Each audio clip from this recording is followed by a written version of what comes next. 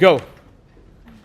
Good afternoon, good morning, good evening to all our stakeholders, colleagues and partners who are watching us through the live stream.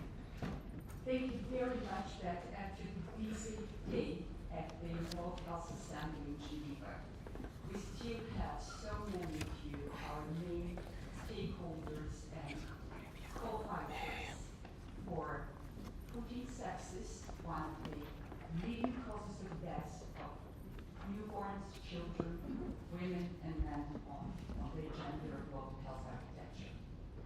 The Global Sepsis Alliance, for the second time, is delighted and grateful to the Medical Women's International Association, non-state actor in official relations with WHO, and my dear colleagues at the Medical Women's International Association for co-sponsoring official sacrament of the World Health Assembly on sepsis.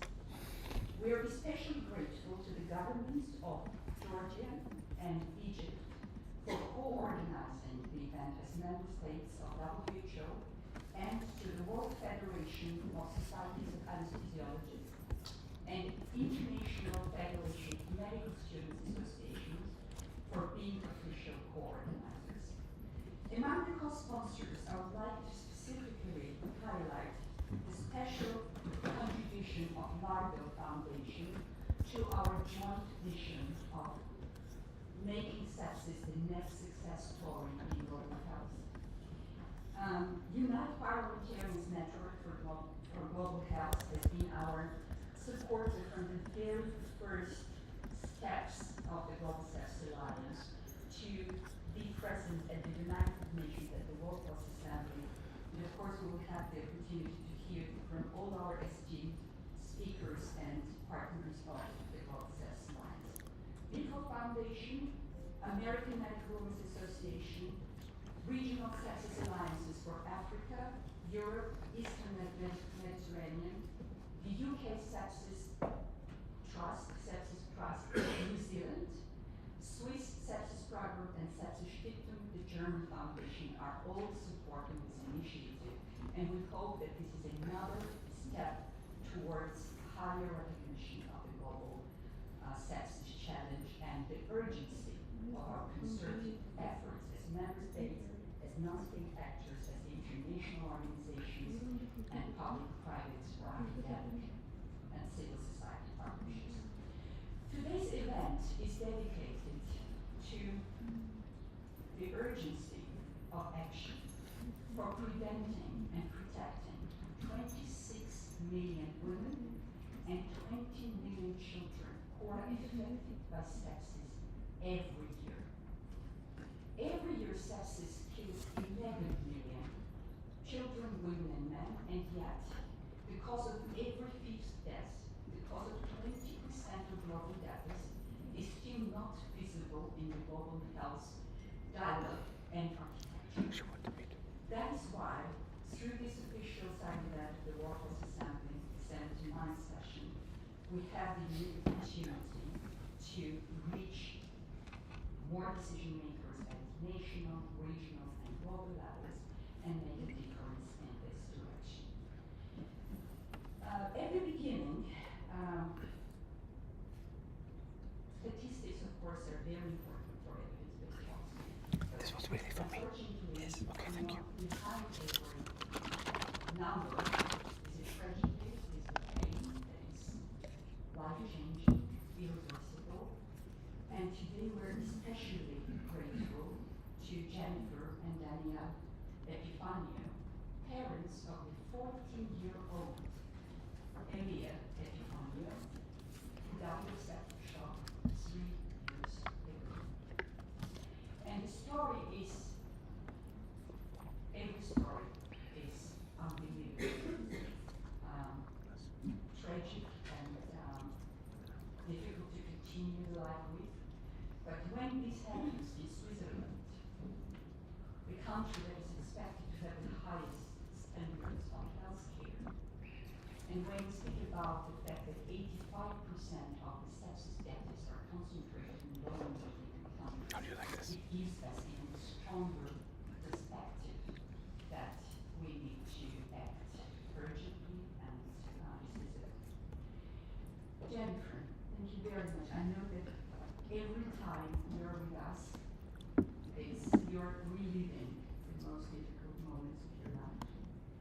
But I'm happy that last year when I joined your race, the charity race for Elia Epifanio, and Zurich, we dreamt about coming to the United Nations and the World Health Assembly to bring the story. And this today became a reality, and I'm very happy that with your support we can reach the global audience. Yes, So first of all, good evening.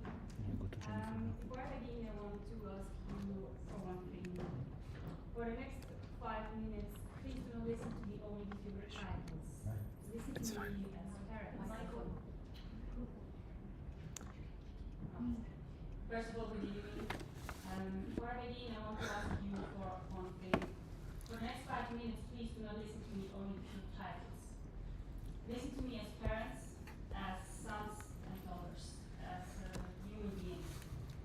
My name is Jennifer Epifanio and I come from Switzerland. I stand before you today as a mother. A mother whose 14-year-old son died from sepsis. His name was Elia. Elia was healthy, athletic, full of energy, and one of Switzerland's greatest young hockey players. He dreamed of becoming a professional racing driver. Just days before the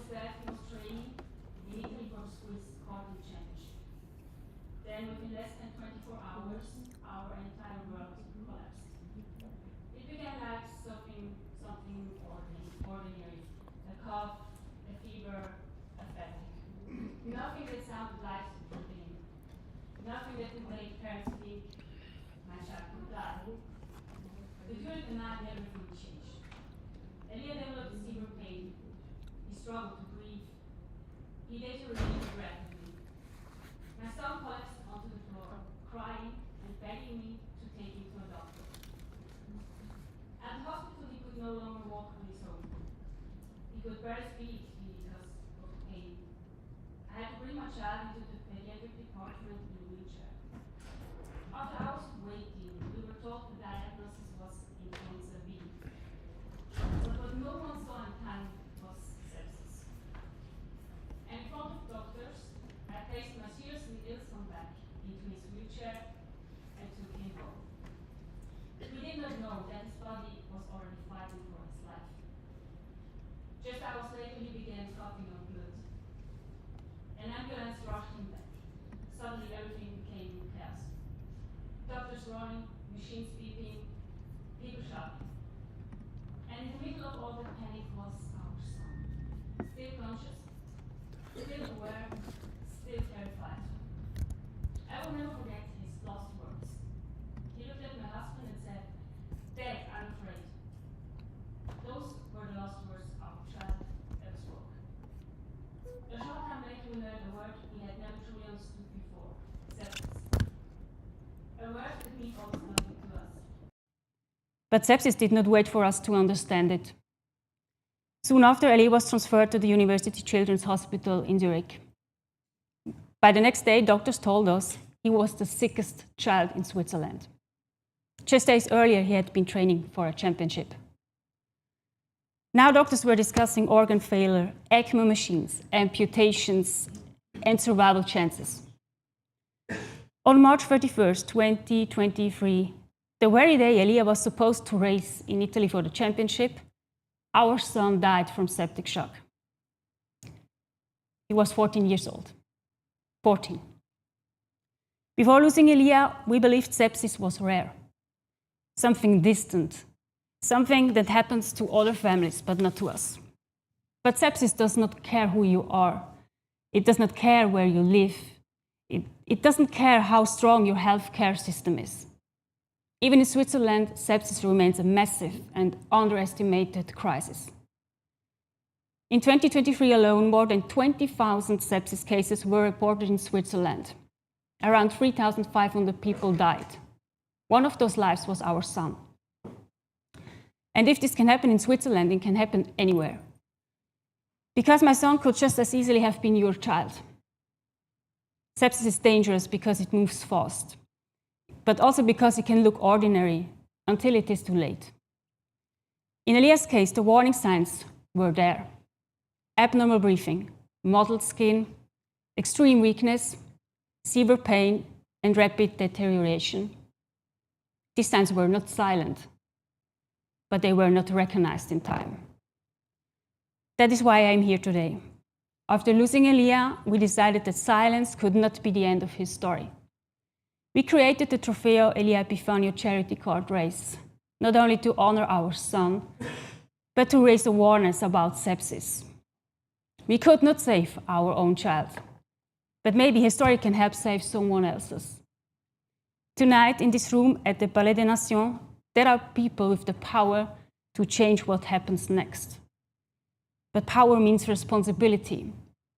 The decisions made in rooms like this decide whether children like Elia are recognized in time, or whether families like ours are left with a grave, a photograph, and the question, why was it not seen sooner? So I ask you, do not let sepsis remain invisible. Make sepsis awareness impossible to ignore. Make early recognition a priority in every healthcare system.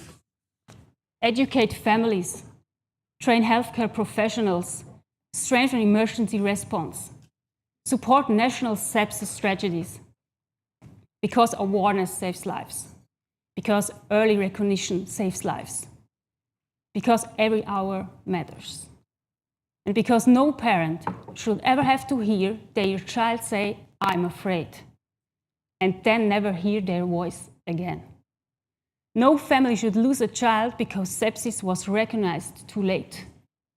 Not in low-income countries, not in high-income countries, not anywhere. My son Elia should be alive today. I cannot bring him back, but you can help make sure that another mother does not stand where I stand today. That another father does not hear those lost words. that another child is not lost to a disease the world still fails to recognize quickly enough. Let Elia's story become a warning. Let his voice be heard in every decision made after today. Let his death become a turning point. And when you leave this room, please remember his name, Elia Epifanio, Forever 14. Thank you.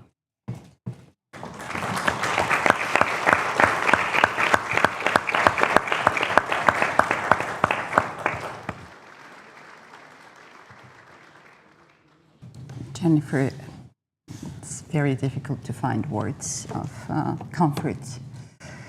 But every time I hear your story, it's as fresh, painful as for the first time, because as you said, no mother should go through this. No father should hear those words, Daniel.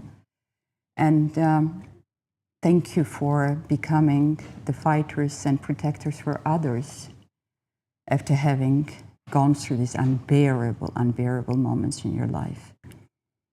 I've seen your beautiful family. I've seen your beautiful children. And thank you for continuing to fight and for bringing together like amazing community to spread the word, to help the Zurich hospital for preventing sepsis and protecting others.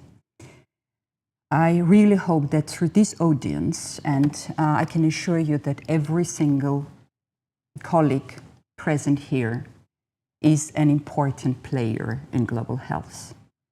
We have different professional associations, civil society, United Nations, WHO colleagues in the room, High Commissioner for Human Rights. And I can assure you that the word about Elia's story will be definitely spread. And through our international global audience listening to this meeting, of course, we will also ensure that Elia's story reaches thousands of people. But again, we're at the start of a bigger fight, and the ultimate goal is to make sure that we reach not only Geneva, headquarters of WHO and the World Health Assembly, we reach United Nations General Assembly, we reach all key stakeholders. So sepsis becomes the household name, the killer of every 5 child, women and men in the world. And the relevant actions have to be made by governments and all relevant stakeholders. Thank you very much, Jennifer. And we will now hear to the special address from Her Excellency Dorothy Barr, the Federal Minister of Research, Technology and Space of Germany. The special address was made in April for the World Sepsis Congress that was also focused on the universal sepsis care for newborns, children, and women. Thank you.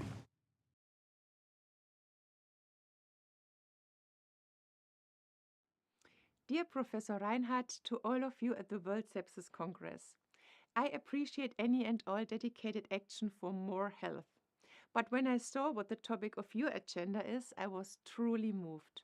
Your Congress is devoted to the especially vulnerable among us, newborns and children, the women and mothers, and I'm very grateful to you for this. I have 3 children myself, and to imagine that a mother loses her newborn to sepsis strikes me at my very core, especially since we know death quite often could have been prevented. The knowledge is on hand, and so are the drugs. Only maybe not where mother and child happen to be, and this is exactly what needs to change. That's why our research ministry provides funding for sepsis research and has done so for many years. We've got programs on infection control, on fighting sepsis in newborns, and we are seeing to it that results end up where they are needed. In delivery rooms, in neonatal wards, in emergency rooms, also in more remote areas. So the motto is early detection, quick action, and a proper care everywhere around the world. That's why we are investing in international partnerships, first and foremost in the German African STAIRS network. The goal is clear. More research on site, more training of skilled labor, and of course a better infrastructure. especially because we know there's another danger out there: antibiotics resistance. When these drugs are no longer effective, sepsis becomes even more dangerous.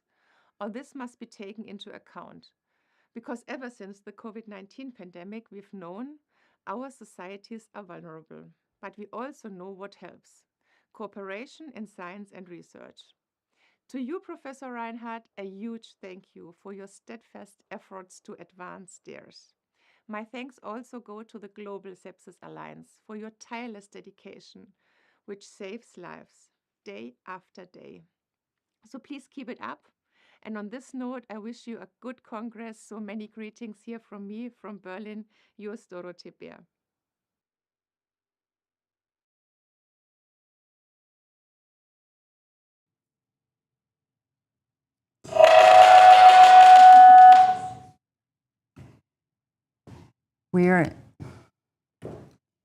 We're extremely grateful to the Federal Minister and the Ministry of Science of Germany that is supporting one of the fundamental sepsis research projects for the African Consortium, and African Sepsis Alliance, our branch organization, is part of this extremely important opportunity.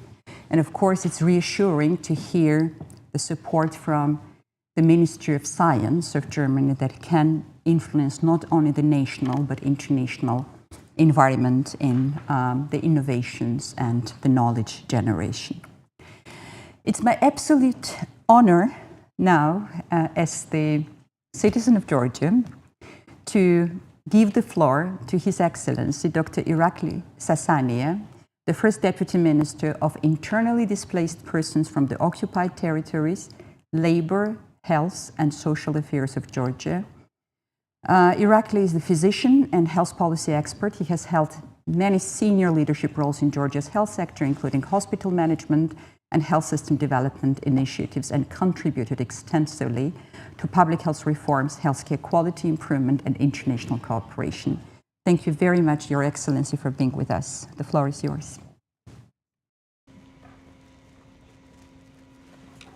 Honorable Mariam Jashi, distinguished colleagues, ladies and gentlemen, I would like to sincerely thank the Global Sepsis Alliance for organizing this very important side event during the 79th World Health Assembly dedicated to protecting women and children from sepsis. We also appreciate the leadership of Mariam Jashi, as well as the commitment of sponsoring countries and international partners supporting global action on sepsis prevention and patient safety. Sepsis remains one of the most urgent and under-recognized global health challenges of our time. Millions of women and children are affected every year, and far too many lives are lost from conditions that are preventable and treatable when health systems are adequately prepared. Strengthening health systems is essential for preventing sepsis and protecting women and children. Sepsis is not only a medical condition, it's also a patient safety issue, a quality of care issue, and a test of health system resilience. Georgia also has a long-standing professional tradition in this field. Professor Vakhtang Bochorishvili and the Georgian Sepsis School made important contribution to the management of severe infections and septic conditions across the region. Today, national reforms continue to align with the principles reflected in the Global Sepsis Agenda and WHO 77. Approximately 5,000 sepsis cases are registered annually in our country, which further highlights the importance of continued investment in prevention, quality care, infection prevention and control, and early detection systems. In recent years, important reforms have been implemented to strengthen maternal and newborn health services throughout the regionalization of the perinatal care, expansion of neonatal and intensive care capacities, promotion of international accreditation and quality standards, and the implementation of stronger infection prevention and control measures across healthcare institutions. Access to antenatal services has expanded. Financing for maternal and newborn care has increased. Patient co-payments for childbirth services have been removed, and immunization programs have been strengthened as part of the broader efforts towards universal health coverage and patient safety. National clinical protocols for severe sepsis and septic shock are in place, while healthcare institutions continue implementing antimicrobial stewardship programs and surveillance systems aimed to reducing healthcare-associated infections and combating antimicrobial resistance. We also recognize the importance of strengthening primary healthcare, emergency and critical care services, workforce training, and digital health solutions to support early detection and timely management of sepsis. These reforms are contributing to improved outcomes. The country has achieved higher antenatal care coverage and universal attendance of childbirth by a qualified healthcare professional, while neonatal sepsis rates remain low. At the same time, we recognize that no country can address this challenge alone. Antimicrobial resistance, pandemics, humanitarian crises, and climate-related emergencies continue to increase the global burden of sepsis, particularly among the most vulnerable population. Georgia supports continued implementation of WHA 77 and welcomes further global efforts to strengthen accountability, sustainable financing, coordinated action, and resilient health systems capable of preventing, detecting, and effectively managing sepsis. We remain committed to working closely with World Health Organization, the Global Sepsis Alliance, and international partners to advance prevention, quality care, patient safety, and universal health coverage. Together, through stronger and more resilient health systems, we can reduce preventable sepsis-related deaths and better protect women and children worldwide. Thank you very much.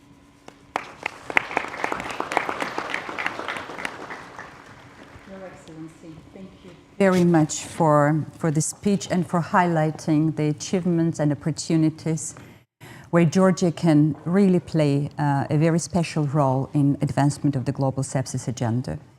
And we also sincerely hope that through our continued dialogue with the Ministry of Health, we could consider Georgia among the very first supporters of potentially the second sepsis resolution that can bring in more concrete actions and accountability at the member states level. I'm very proud that Georgia was one of the co-sponsors and co-chairs of the Universal Health Coverage Political Declaration. I believe that this is an area where we can count on your support. Thank you very much. We are just joined by Her Excellency, Dr. Abla El Alfi, Deputy Minister of Health for Population and Family Development, the Arab Republic of Egypt. And Dr. El Albi, once again, we're extremely grateful to the government of Egypt to being the official co-organizer of this important side event. Dr. Abla is a distinguished pediatrician and neonatologist with extensive experience in child health, population policy, and health system development. She was also part of Medical Women's International Association-led pre-assembly informal consultations on universal health coverage, and we thank you for your continued engagement and for hosting truly historic International Congress of Medical Women's International Association under Dr. Amani's leadership in Egypt last October. Thank you. The floor is yours. Thank you so much. I'm really apologize for the delay. I went in the wrong place. I was at Intercontinental, so I'm sorry for that. The end of the week, we are so exhausted, so I missed everything. So, Your Excellencies, colleagues and friends, protecting 26 million women and 20 million children from sepsis is a global health imperative. Sepsis claims 1 in every 5 lives worldwide. Among 166 million affected by sepsis, 21 women die in disease related to sepsis. And among 20 million children under 5 at risk from neonatal and child sepsis annually, nearly half of all global cases, 22.9 million children under 5 die with sepsis. And the perinatal period is the very vulnerable period for death of both the baby and the mom, because of they are immunologically deranged. Pregnancy is immune deficiency, and also newborn is really newly immunologically deficient. And after a journey of 9 months of joy, expectation, you end with a microorganism you can't see by your eyes, affecting one or both of them, and end with end of the joy and the pleasure, or even taking one of their life or both. And the equity gap is there. In high-income countries, 18.7% is the mortality rate among sepsis cases. But in the low and the mid-income countries, 33.9% is the mortality rate. And the fatality of septic shock reached to 30 to 40%, even in advanced health system. And this gap represents millions of preventable deaths. In Egypt, we moved from the siloed health intervention, treating mother alone, newborn alone, and the children alone, to a continuous journey of care. Begins from the premarital life to the pre-conception, and then birth, and then unfolded across the golden 1,000 days, shaping the full arc of human life. And I was so happy to hear today, yesterday, the WHO itself, now they put their commitment that neonatal mortality and maternal mortality is one approach rather than two. In Egypt, we have a full coverage to reduce sepsis. We strengthen the continuum of care, upgrading antenatal, intrapartum, postnatal services across all levels. We potentiate the expand perinatal infrastructure. We elevate infection prevention, implementing WHO-aligned infection protection and prevention and control standard, the rational antibiotic stewardship across primary, secondary, and tertiary care. And the most important point is the investment in workforce. So we do capacity building, WHO, ETAT training, simulations, midwifery revival, and readiness for frontline clinical providers. Resilience is built beyond hospital walls.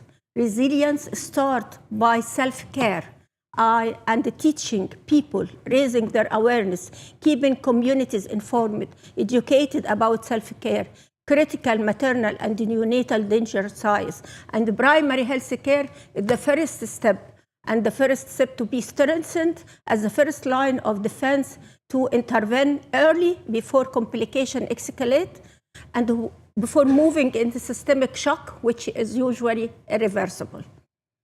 So we need to foster the timely recognition of warning signs and remove barriers to ascending trained providers.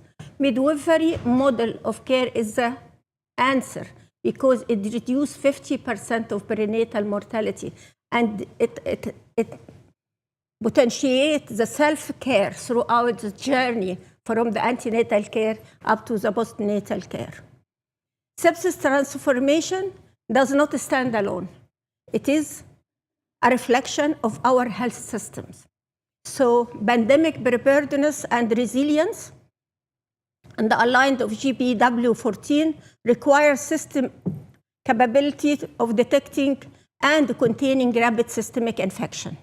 Antimicrobial resistance says that sepsis stewardship is the cornerstone of rational antibiotic use. Universal health coverage, essential service package require robust of sepsis care. And SDGs 3.1 and 3.2 targets reducing maternal and ending preventable child deaths. And system transformation is indicated by sepsis. If sepsis is prevented, the system is strong. If sepsis is recognized, the system is responsive. And if sepsis is treated, the system is equitable. So strength of the system is how we deal with sepsis. And let me share with you the third commitment at WHA 79. And Egypt is committed to place women and the children at the center of all health system reform and the global solidarity effort. Egypt and the world is committed to ensure high quality care, early detection, fully equipped workers reach the most vulnerable without exception. We are committed to invest in prevention, WASH, vaccination, infection control as heavily as we invest in treatment, and we are committed to elevate sepsis from margins to the center of global financing and the policy priorities. And let me end by that if we protect a mother, we protect a family. And if we protect a newborn, we protect a generation. If we protect both together, we move closer to the world we want. Thank you for listening, and I'm very happy sharing you this event. Thank you. Thank you. Dr. Alba. We couldn't ask for a better statement from the decision maker and high-level representative of the government. And the slides you have demonstrated and your approach to sepsis can become the textbook for global sepsis advocacy, how we can position truly sepsis. If you prevent, if you diagnose, and if you treat sepsis right, your systems are working, your universal health coverage is working. And I will allow me to suggest and be convinced that if we start work on the new sepsis resolution, we can count on Egypt's support for placing sepsis higher on the agenda. So we will collaborate together with Dr. Sassania and the Ministry of Health of Georgia, and we already have 2 member states with potentially moving forward with stronger political collaboration. Thank you very much again. In view of the still ongoing evening session of the World Health Assembly, our esteemed colleagues at WHO who are leading our mutual collaboration have to be at the session and couldn't join us. But of course, we have full support from the department in charge of the Acute Care Action Network, Dr. Terry Reynolds, Dr. Lee Wallis, and they apologized for the inability to join the meeting. And in the second section of our program, it is my honor and absolute pleasure to introduce you to Mr. Tori Lardell, Executive Director of the Lardell Foundation. He's the global health innovator and leader in medical simulation, resuscitation training, and emergency care, advancing partnerships and technologies to improve survival and strengthen health systems worldwide through the 1 Million Lives Initiative. Lardell Foundation has been the initiator of saving 1 million lives that covers especially the childbirth, newborn, and early childhood period. And Lardell Foundation has been the driving force of the Acute Care Action Network support that currently unites more than 90 professional associations. And we cannot be more grateful to Tori and his family and the team for groundbreaking, game-changer collaboration that we started this year that will lead to the first multi-year global sepsis research strategy, will lead to the first global report on health system response to sepsis through WHO collaboration, and lead to generating implementation evidence from sepsis. Tori, over to you.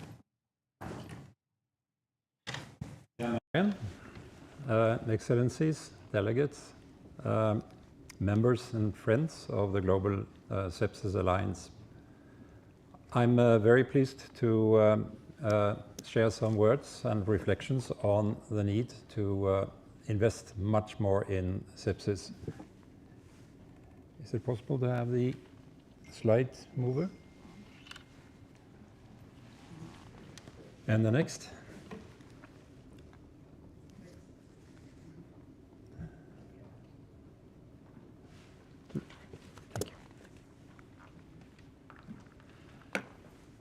There is an amazing 30 million time-critical deaths per year in the world. That means every second death is not the result of an irreparable disease or old age, but an unexpected sudden event. And they fall in 5 categories. 4 of them are more or less 5 million deaths each.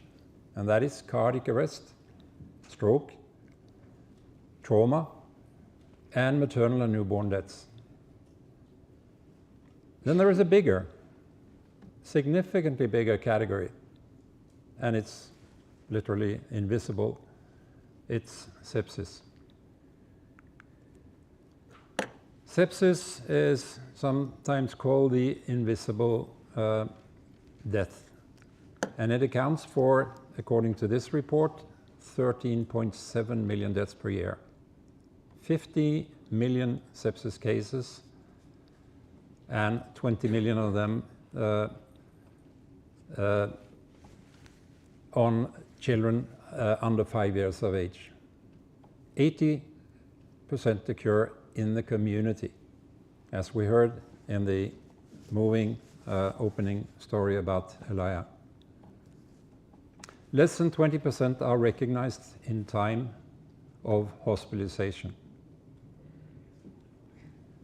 So there needs to be much more advocacy and awareness about sepsis, which is of course the reason for this meeting and the reason for the Global Sepsis Alliance. If we look at areas of funding, this is a very busy slide, but the main point here is that sepsis is not one of these categories of the breakdown of global funding for healthcare categories. There is a Lancet Commission on Investing in Health that is looking at the challenges after the Sustainable Development Goals towards 2050, and it's called 50 by 50. And that is an expression for a vision of reducing by 50% by 2050 deaths under age of 70 years.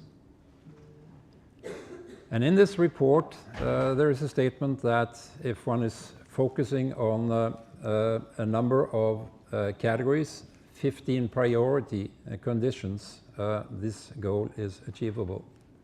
The remarkable thing is that sepsis, counting for every 5th death on Earth, is not among these 15 categories. So there is a need to really get sepsis on the map. And as the chairwoman stated, ACAN, the Acute Care Action Network, is a new initiative by WHO and partners to join forces to really address the challenges of these 30 million sudden deaths that happen every year. And this past Sunday, representatives of now 90 key organizations, global organizations, professional associations that have different focal initiatives for various categories, came together to really discuss how can we join forces and address more efficiently the time-critical emergencies. And the Laddell Foundation is a proud co-founder of ACAN and a partner of the Global Sepsis Alliance in this initiative.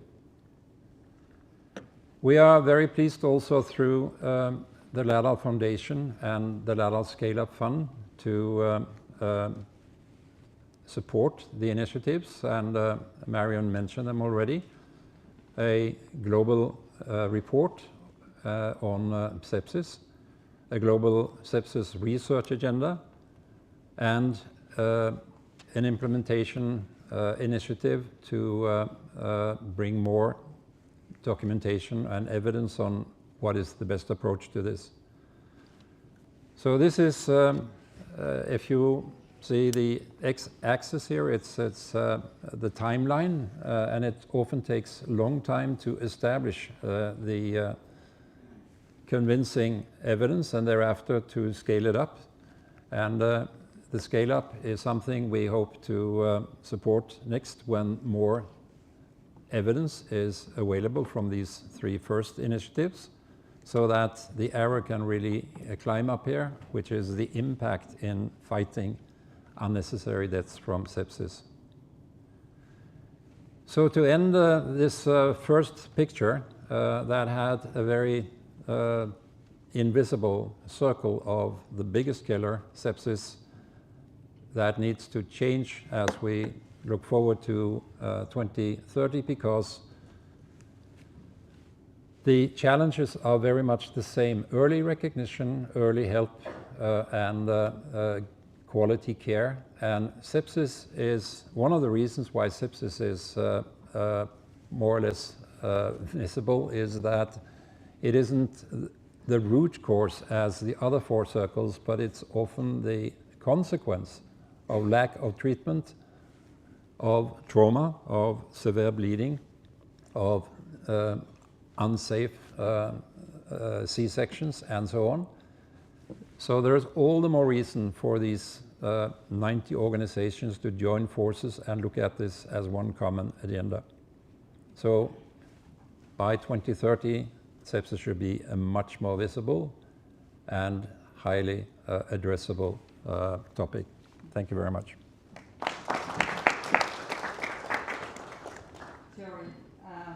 It's us who have to thank you, because you have been one of the very first believers and supporters of the sepsis cause, that you don't see the world where sepsis should not be the front runner of the global sepsis challenges and priorities.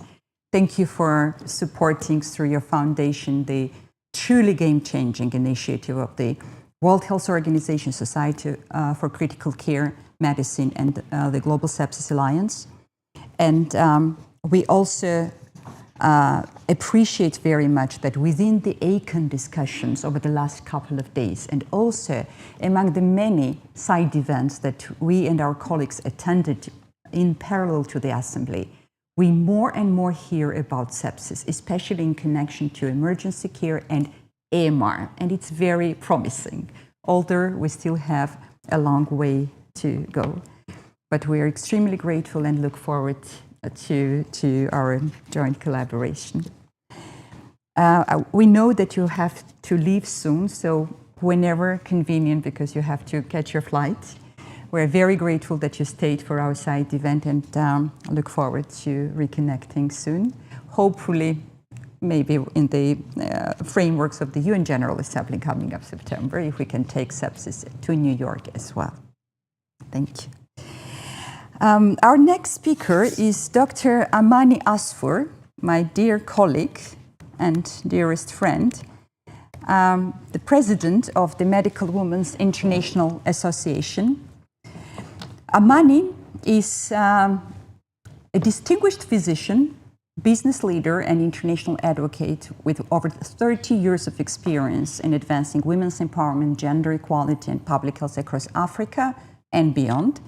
She holds numerous leadership positions, including the past presidency of the International Federation of Business and Professional Women, president of the Egyptian Businesswomen Association, chair of FEMNET, and board member of Africa CDC. Amani. Thank you very much, my dear. And Your Excellency, Dr. Abla Al-Alfi, Your Excellency, Dr. Sasania, mother of Ilya, and all the co-organizers of this very important event. We are, as the president of the Medical Women International Association, which is a co-organizer of this very important side event of protecting 26 million women and 20 million children from sepsis, a global health imperative, we are very proud to be co-organizers, because the story of Ilya is the story of 20 million children across the world. How can we prevent the story of Ilya to become another story, and another mother will really lose her child. So that's why we are here today. And again, MOA is the oldest organization of medical women with a legacy of spanning more than 106 years that have remained its mission to advance the health, well-being, and rights of women while empowering medical professionals globally. Today, we are proud to represent 12,000 medical women across 45 national associations in more than 70 countries. So this global network gives us not only a voice, but also a responsibility to advocate for women, newborns, children, family, and communities whose lives can be saved through stronger health systems, better prevention, early diagnosis, timely treatment, and equitable access to care. The burden of sepsis remains staggering. It's associated with one of 5 deaths worldwide, as we have been hearing, disproportionately affecting the most vulnerable, newborns, children, and women, particularly in low-resource settings. As highlighted throughout from the speakers, from maternal sepsis and neonatal care to health system strengthening, emergency and critical care, antimicrobial resistance, pandemic preparedness, and technological innovation, it's clear that addressing sepsis requires a comprehensive systems-based approach. Sepsis is not only a clinical emergency, it's a health system emergency. It exposes gaps in the primary health care, infection prevention and control, maternal and newborn services, emergency care, laboratory capacity, referral systems, antimicrobial stewardship, medical supplies and financing. And therefore, our response must be equally comprehensive. As the Medical Women International Association, we are deeply committed to advancing awareness at the community level and strengthening the capacity of the front-line healthcare professionals. Early recognition, timely intervention, and equitable access to care must become universal standards, not privileges. For women, especially during pregnancy, childbirth, and postpartum period, sepsis can be sudden, devastating, and fatal if not recognized and managed early. For newborns and children, delays in diagnosis, lack of trained personnel, shortage of essential medicines, and weak referral system can mean the difference between life and death. That is why we must place these 3 words in the center of our action: awareness, affordability, and accessibility. Awareness because families, communities, and healthcare providers must recognize danger signs early. Affordability because no woman, child, or family should be denied life-saving care because they cannot pay. And accessibility because quality maternal, newborn, child emergency, and critical care services must reach rural areas, underserved communities, humanitarian settings, and fragile health systems. As president of Medical Women Association 2025 to 2028, I've put really the theme of advancing women's health and promoting women empowerment to realize the Sustainable Development Goals. Indeed, we cannot achieve health-related sustainable development goals without addressing sepsis, particularly among newborns, children, and women. We cannot achieve universal health coverage if emergency care, maternal care, newborn care, infection prevention, diagnosis, antibiotics, vaccines, and essential medical supplies are not available to those who need them most. At MOA, our strategy is built around, I call it the triad of empowerment, which is 3 pillars. The first P is professional healthcare capacity building and training. So we must invest in training of doctors, nurses, midwives, community health workers, and all frontline providers. Sepsis protocols must be integrated into maternal health units, primary health care, emergency departments, intensive care units, neonatal care, and operative care. We need continuous education, stimulating training, rapid response systems, and clear clinical pathways for early detection and timely management. The second pillar is the policy advocacy. Sepsis must be visible in national health policies, maternal and child health strategies, emergency care frameworks, antimicrobial resistance action plans, pandemic preparedness plans, and universal health coverage packages. Governments must allocate budgets for maternal health units, newborn care, infection prevention and control, diagnostic laboratories, emergency referral system, essential medicines. We need policies that empower investment in healthcare infrastructure and ensure accountability for implementation. Our third pillar is partnerships and product development. No single organization can address sepsis alone. We need strong partnerships among governments, WHO, Global Sepsis Alliance, professional associations, Medical Women Association, the private sector, academia, innovation, civil society, youth, and communities.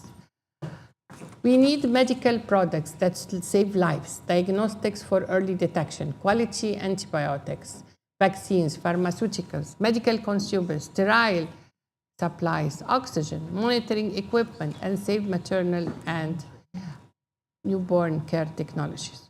Also, as the co-chair of the Health Committee of the National Council of Women of Egypt, I am proud to say that we also reaffirm the strong support of the National Council of Women of Egypt under the leadership of Her Excellency Judge Amal Ammar, and the policies that Egypt has adopted under His Excellency President of Egypt has put forward great policies and made important efforts to promote women's health, maternal health, family well-being, and access to health care services. So the National Council of Women has played a vital role in reaching to the women and families at the grassroots level through what we call the door-knocking campaigns, which bring health awareness messages directly into homes, especially in the rural and underserved communities, through the efforts of trained social workers, rural health workers, and community volunteers.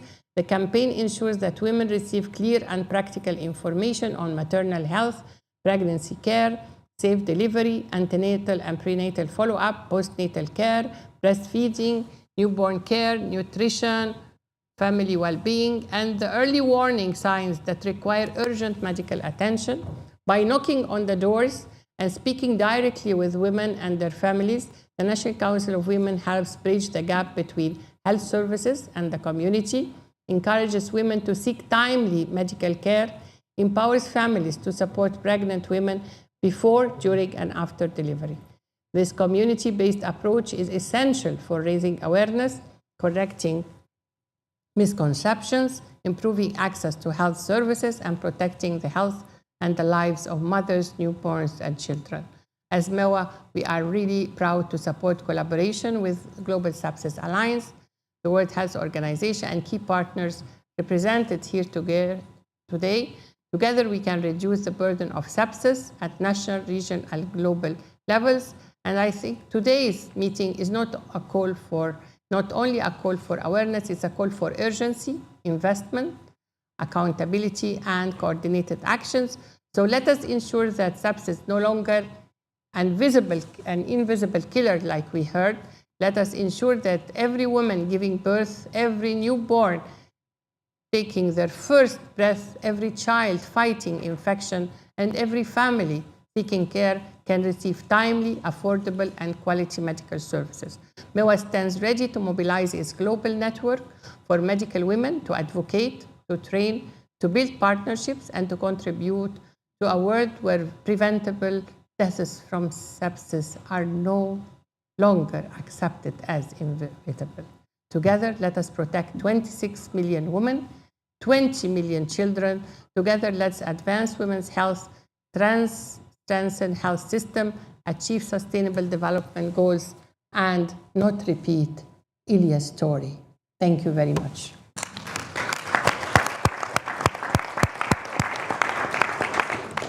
Thank you, dear Mani, for such an inspiring and reassuring message. And we are also very proud that we have the strategic collaboration between Medical Women's International Association, first signed by Dr. Eleonor Nouadinovi, our immediate past president, and that continues further under your leadership. And together, I'm sure that we can truly make a difference for millions of children, women, and men. Our next speaker, unfortunately, because of over-sophisticated security requirements at the WHOA entrance, couldn't join us, unfortunately. But she has sent Florisa Gennari, behavioral scientist and researcher from UNICEF Innocenti Research Center. She has shared her speech that we will upload fully on the Global Sepsis Alliance website as part of this meeting. But let me just reiterate what has been said from the very beginning by Jennifer and continued by Her Excellencies and Amani. No woman should die from preventable maternal sepsis, and no child should lose their life because timely diagnosis, antibiotics, oxygen, or critical care were unavailable. I thank Florisa, and we will definitely make sure that your full message reaches our tens of thousands of audiences of the Global Sepsis Alliance. Thank you.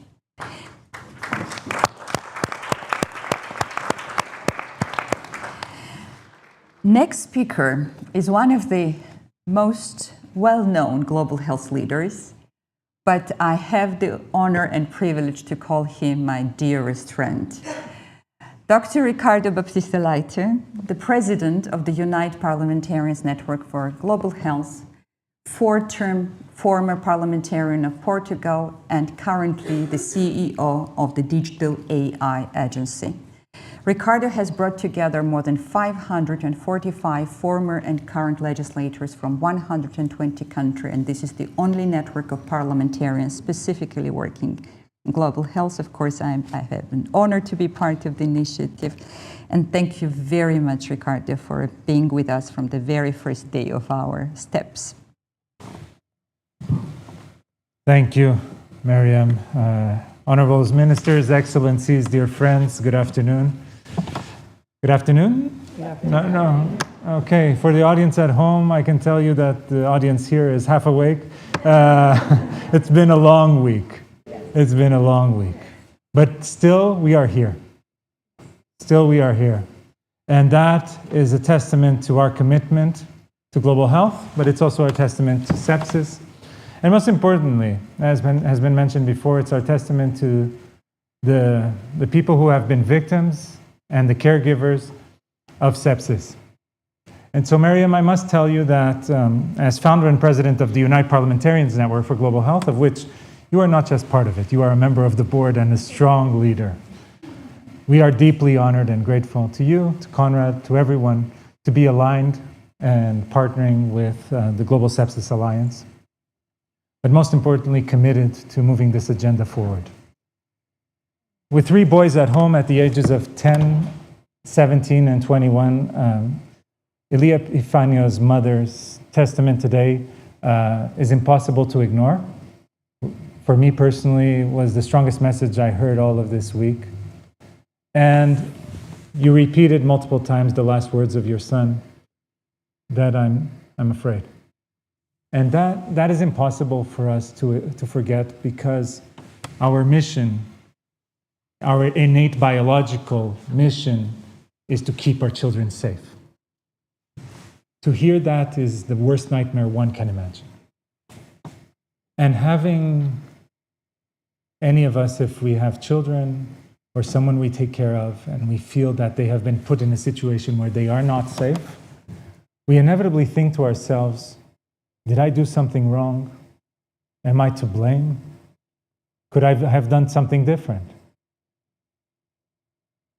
In this case, as with so many others, the system failed.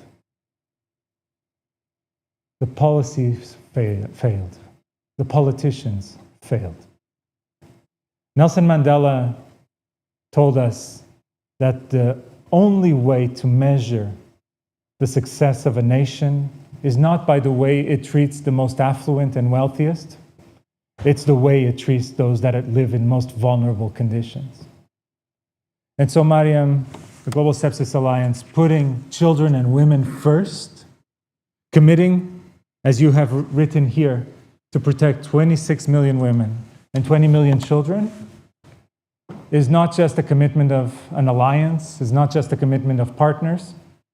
It is a mandatory commitment of governments who want, and politicians and policymakers around the world, if they want to live up to the responsibilities they have taken as representatives of their people. And that's why I think we are privileged to be in this room with true political leaders. We've heard here the honorable ministers, their strong commitment. We know there are parliamentarians across the globe, as you mentioned, that unite from 120 countries that are committed to these causes. But when we look in terms of political action, we are concerned.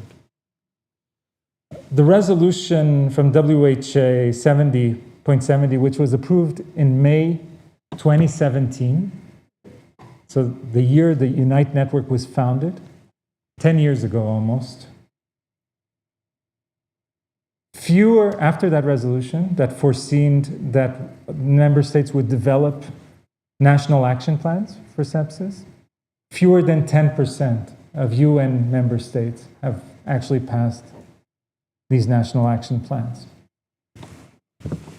And this makes you think, right? Because we come to these World Health Assemblies every year. We go to UNGA, to the United Nations General Assembly. And politicians all commit to these things. They sign resolutions. They do amazing speeches around resolutions. But then 10 years later, we look at the data and we see this. And so then we are surprised with the rise of extremisms in our population, saying that the politicians are not living up to the promises they have made.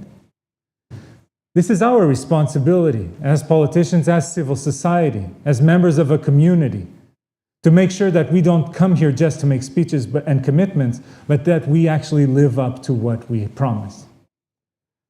And that, as a network of parliamentarians, that is one of the most important roles that I believe that we as politicians, we as parliamentarians have, which is precisely to keep governments accountable.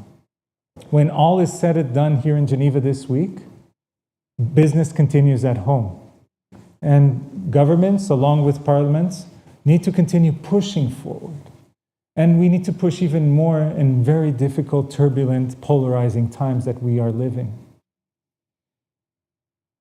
We know that low and middle income countries are the most affected.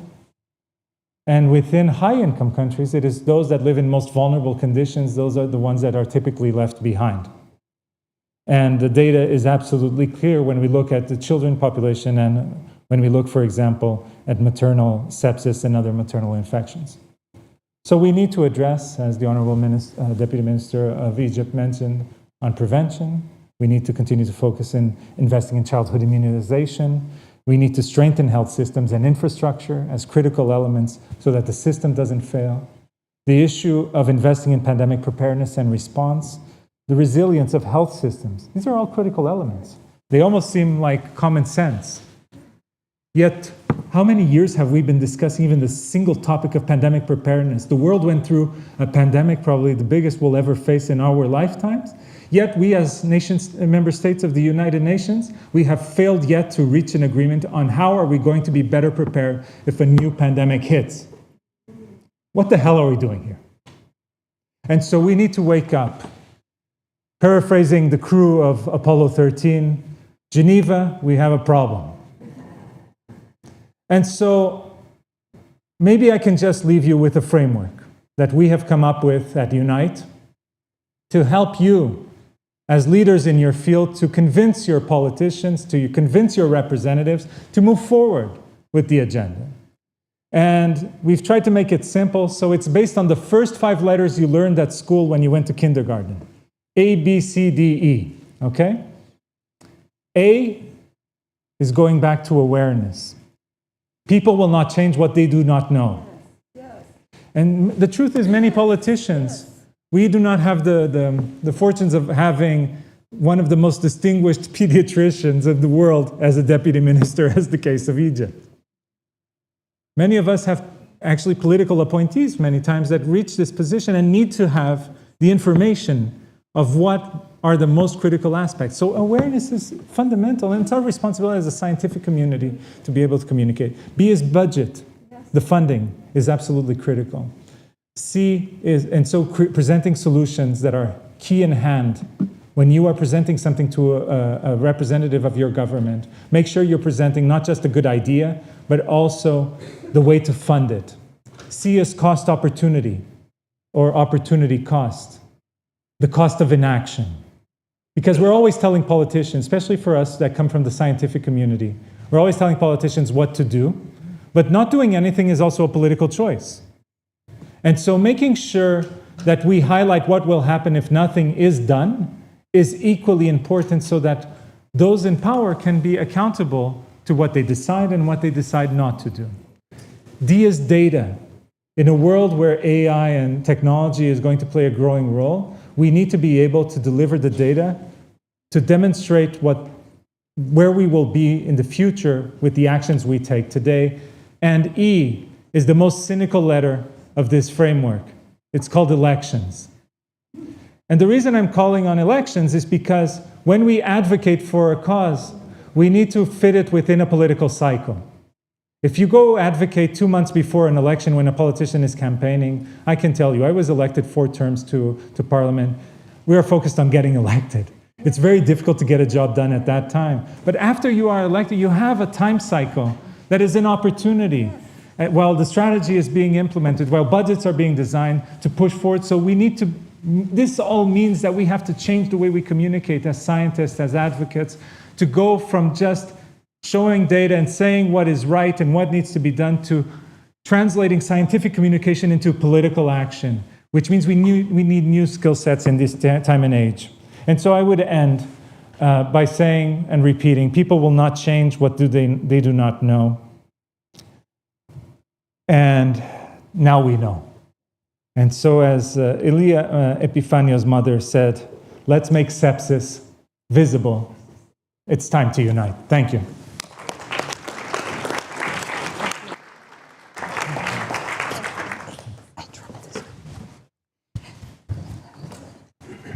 Thank you, sir. This was like an unexpected challenge. Now you understand why he's one of the most renowned leaders in global health. Ricardo, really thank you so much, and I really hope that with our upcoming Unite Summit in Philippines in August, we can once again position sepsis among the interparliamentary dialogue. And yes, I think that the consortium of potential partners around the new resolution around sepsis is growing, and we can definitely, I know that we can count on your support, and thank you very, very much for being one of the first supporters when we needed the kind of the backup at the UN General Assembly side events. Our next speaker is also new dear friend, Hannah Wu, Chief of Women's Rights and Gender Section at the Office of the UN High Commissioner for Human Rights. Hannah and I met on the margins of the parliamentary dialogue in Geneva, and her immediate support expressed to the women's health rights and intersection of women's health and rights and sepsis was so inspiring. I'm very grateful that you accepted our invitation to join this event. And as Medical Women's International Association, we are proudly looking forward to our closer collaboration. Thank you so much, Mariam, and thank you for all those involved to make this event possible. And really thank you to all the speakers, each one of you. It's such a wonderful event that you put together, and I really connect to and touched by the speakers.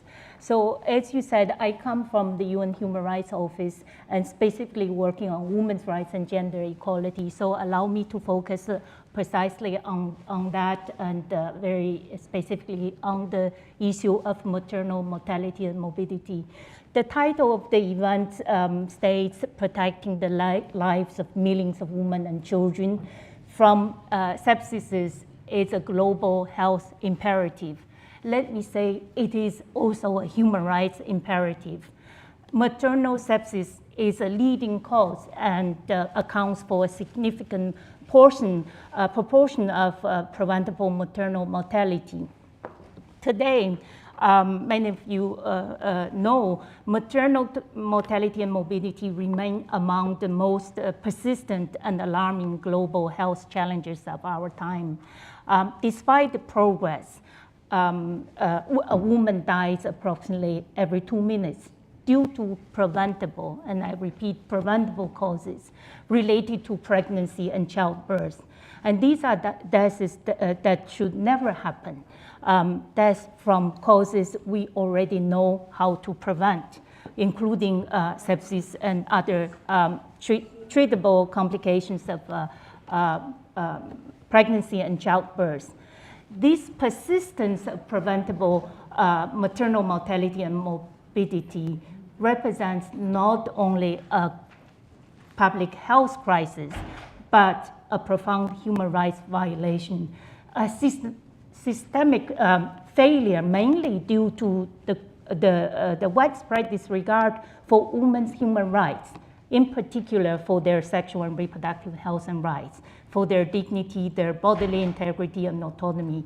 It is the deadliest manifestation of gender-based discrimination in some parts of the world.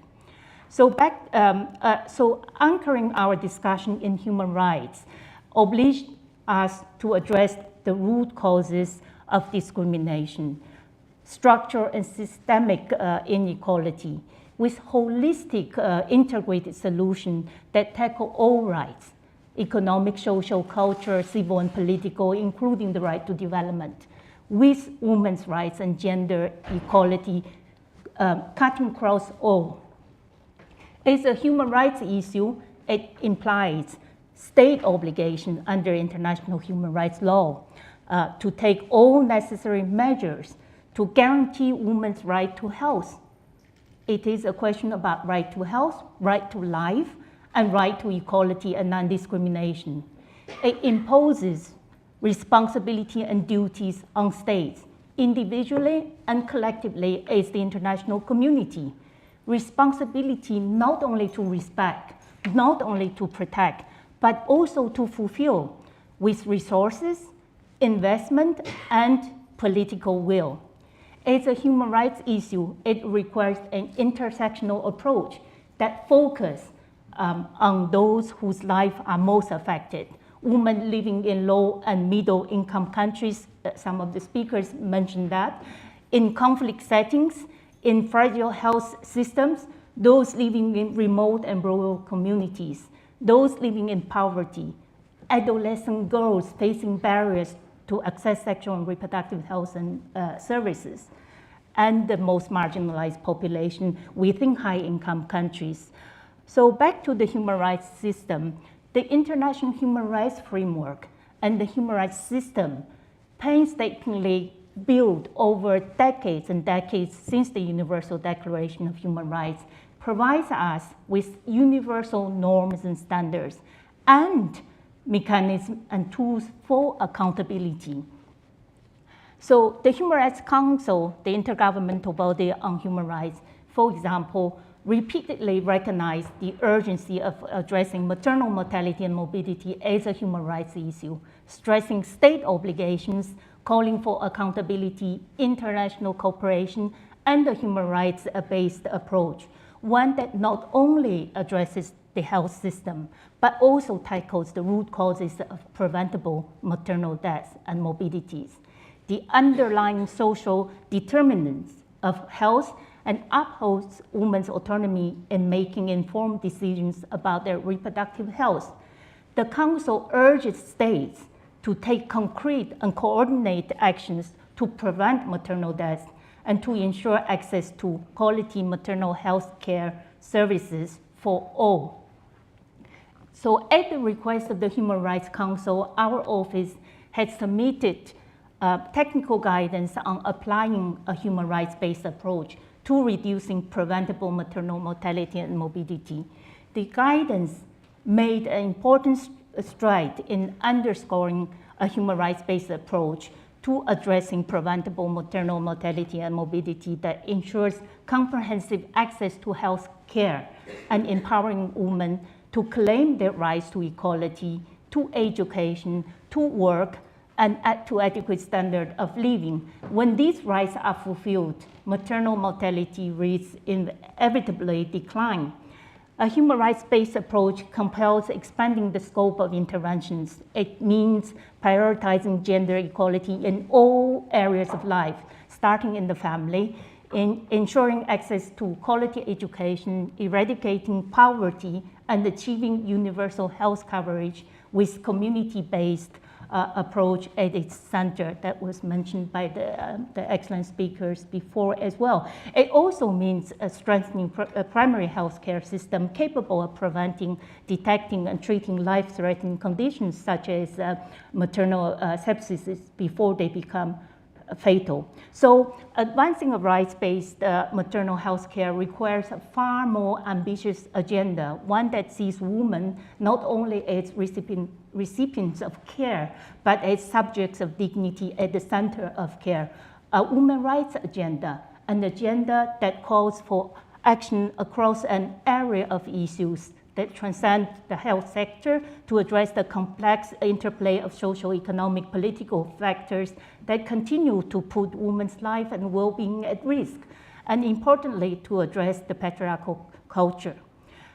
Only a rights-based overhaul will ensure that no woman or girls die from preventable causes and that surviving pregnancy and birth is not a privilege for some, but a reality for all.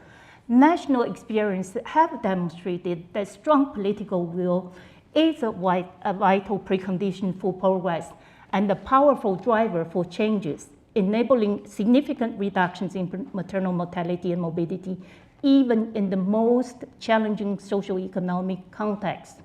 We hope that our technical guidance will serve as a persuasive and effective tool to garner the necessary political will and financial investment to drive transformative change and eradicate preventable maternal mortality and morbidity. We believe that strengthening the connection between human rights and health is essential, and we count on the support and collaboration of all partners as we move forward in today's most challenging environment. Thank you very much.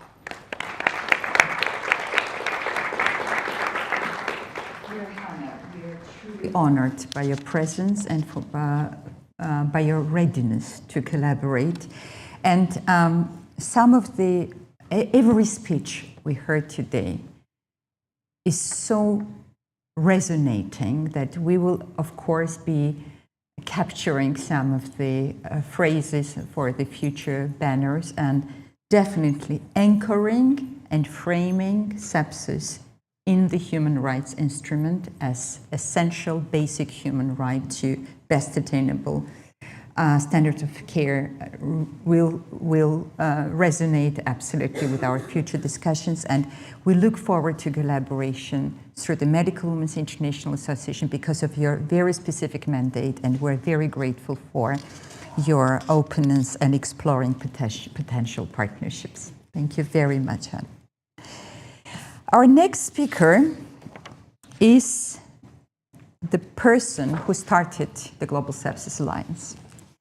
Konrad Reinhardt, Professor Konrad Reinhardt, the founding president, current president of the German Sepsis Foundation, and the most renowned name in the global sepsis response.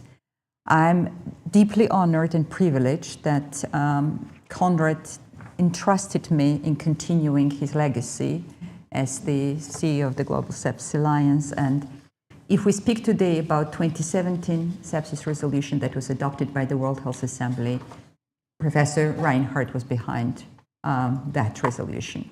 If we're proud that today we have reached more than 120,000 healthcare workers through our annual the World Sepsis Congresses, Konrad Reinhardt was the initiator of that process. And if you have ever heard or participated in September 13, World Sepsis Day activities that currently covers more than 170 countries, Professor Reinhardt was behind the initiative. Konrad, over to you.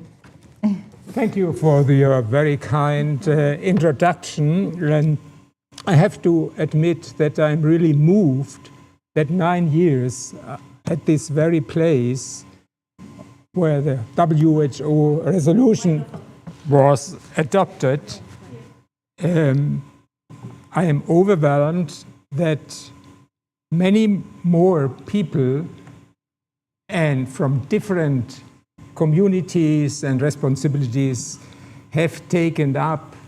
And of course it would have been nice if this would have happened after 2 years, 3 years of the resolution, but we are getting closer on equal footing with other global health threats. And it's badly needed.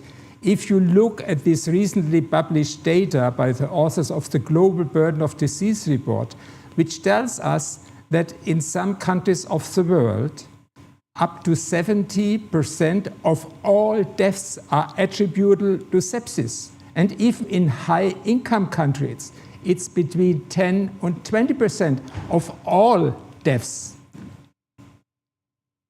And overall, and this is the data from 2021, which came up with an estimate of overall 168 million cases, which went along with more than 21.3 million deaths, 1/3 being attributable to the pandemic.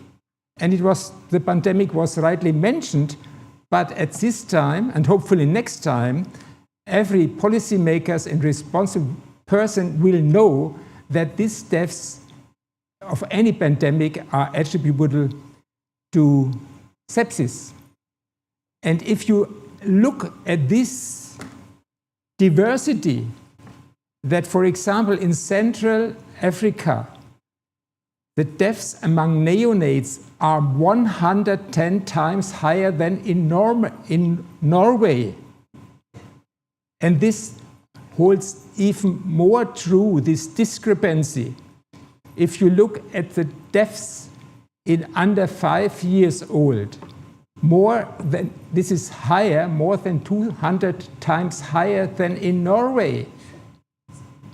And if you look on the death of females globally, in the Central African Republic, these deaths are 4.1 times higher than in Norway. So this tells you what is possible and what is at stake. And it's globally, of course, these discrepancies are unbelievable, but also in the high-income countries, if you compare the deaths among females between Germany and Norway, in Germany, 45% more females die from sepsis than in Norway. And these countries are comparable in terms of resources, which tells us it's a system failure if we don't achieve it. And it has been demonstrated that most deaths from sepsis are preventable. It declined in the US from 800 per 100,000 population to below than 63 per 100,000 population in 1986. However, these were the success factors: public health measures, research on infection prevention, vaccines, clinics, diagnosis and treatment.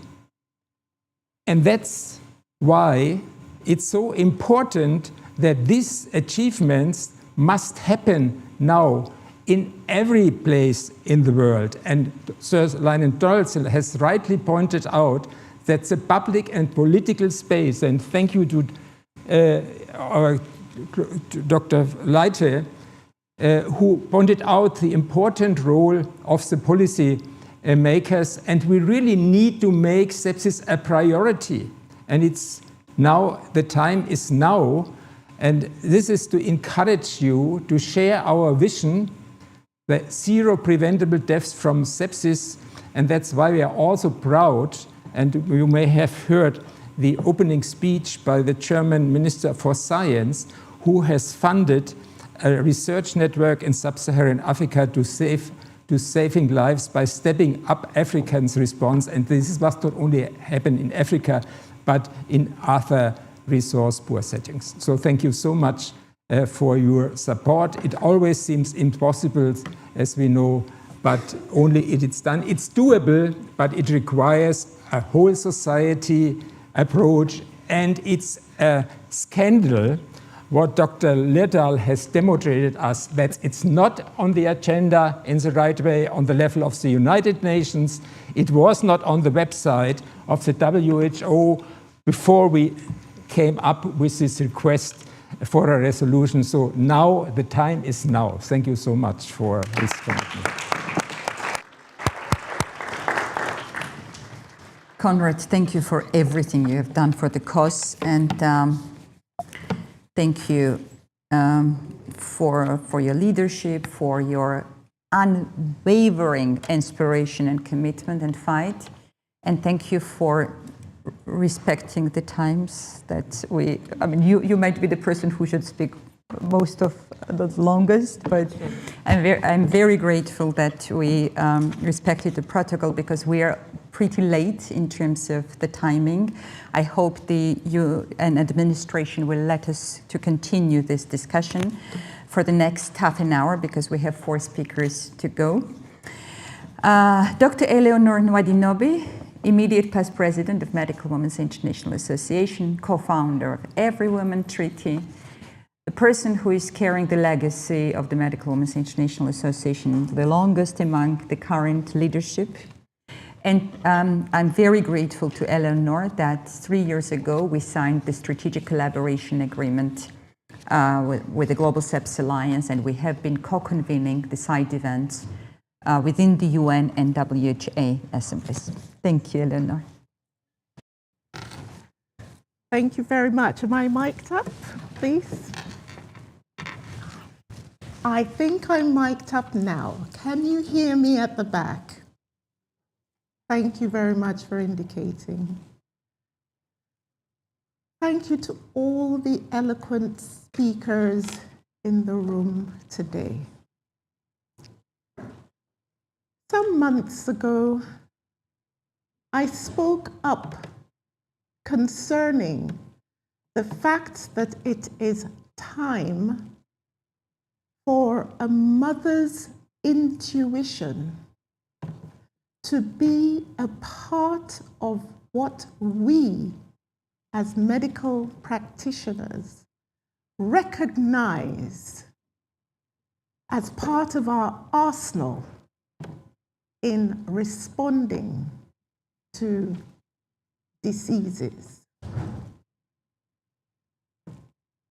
Jennifer knew that she knew that something was not right with Elia. And that is why, for us as medical practitioners, because mothers are inextricably linked to their children, we need to, it doesn't need to be scientific. We need to have our awareness antenna up for when a mother says something is not right. Thank you for sharing your story, Jennifer. We need the policies. We need the resolutions. But most importantly, we need each one of us. No longer should we come to these meetings, clap, and leave saying, what a wonderful meeting, unless and until each one of us realizes that I, meaning each one of us, should be a champion for ensuring that sepsis is promptly diagnosed, promptly treated, promptly prevented, for lives to be promptly saved. And that's why I fully agree with you, Conrad, when you say it's a whole of society and a whole of government approach. It's not about them, it's about us. So if we can just do something from today, for those of us who are here under the sound of my voice, to determine in their hearts that as they leave this room today, that they will use every opportunity possible to speak up regarding prevention of sepsis, especially as it affects the 26 million women and 20 million children. Yes, those are sobering statistics, but they are human beings, each one with parents, with siblings, with uncles, with aunts, with their faith constituency, and all sorts of constituencies around them, just like you and I have our constituencies around us. Lastly, in my Igbo language, we have a proverb that says, "Mgbe mmadụ tetara bụ ụtụtụ ya." Anytime a person wakes up, that moment is their morning. Friends, please wake up. Thank you.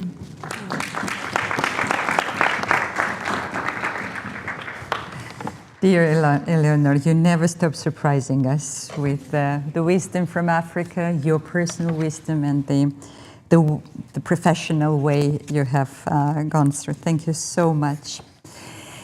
Our next speaker, Dr. Eliza Lochin, is currently delivering a statement at the World Health Assembly on behalf of the Medical Women's International Association, and she has delegated to read her statement to Ramnik Dosanjh, the Vice President of the Medical Women's International Association for North America. Ramnik, over to you. Thank you kindly. I just want to start out offering support for bravery and her kind vulnerability in sharing her brave and courageous story, and for not only carrying her story, but putting it into definitive action, which is what all of us around the world, especially as healthcare providers, also need to be accountable to our organizations to host that in our heads and our hearts. And I will read Dr. Chin's statement on behalf of American Medical Women Association, as well as being the current Vice President of North America. Sepsis is a leading cause of death in U.S. hospitals, affecting approximately 1.7 million adults each year. 1 in 3 people who die in a hospital had sepsis during their hospitalization, and sepsis is a contributing factor in nearly 1 in 5 pediatric hospital deaths. The American Medical Women's Association is particularly interested in sex differences in sepsis. While females may be less susceptible to developing sepsis, they are more likely to progress from sepsis to septic shock. The causes of sepsis also differ, with women experiencing a higher proportion of sepsis related to urogenital sources. In addition, evidence suggests that there may be a bias in sepsis care, contributing to delayed diagnosis and more conservative management in females. More research is needed, particularly given the persistent disparities in female representation in sepsis studies. Of particular concern is maternal sepsis. Despite being a high-income country, the United States continues to have unusually high maternal mortality rates. Sepsis is the second leading cause of pregnancy-related death in the U.S., with approximately 23% of in-hospital maternal deaths associated with sepsis. Black women are also twice as likely to develop severe maternal sepsis compared to white women. Since implementation of abortion bans in some states, studies have reported increased rates of sepsis among individuals hospitalized for second trimester pregnancy loss.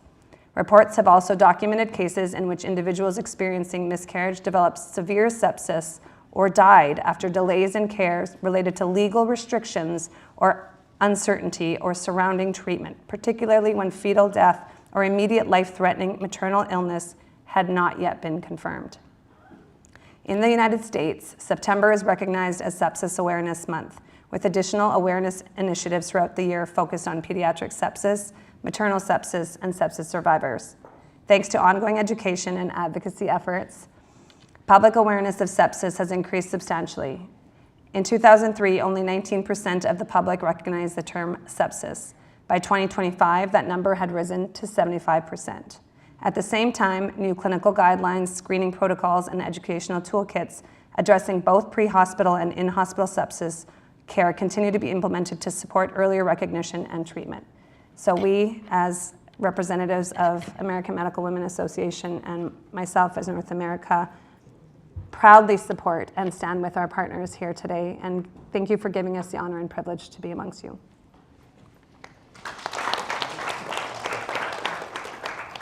Thank you so much. So well representing the American Medical Women's Association when Dr. Liza was committed to our broader representation at the Assembly. Wonderful. Our next speaker is one of the co-organizing partners of the event, Dr. Balavenkala Subramanian, President-elect of the World Federation of Societies of Anesthesiologists.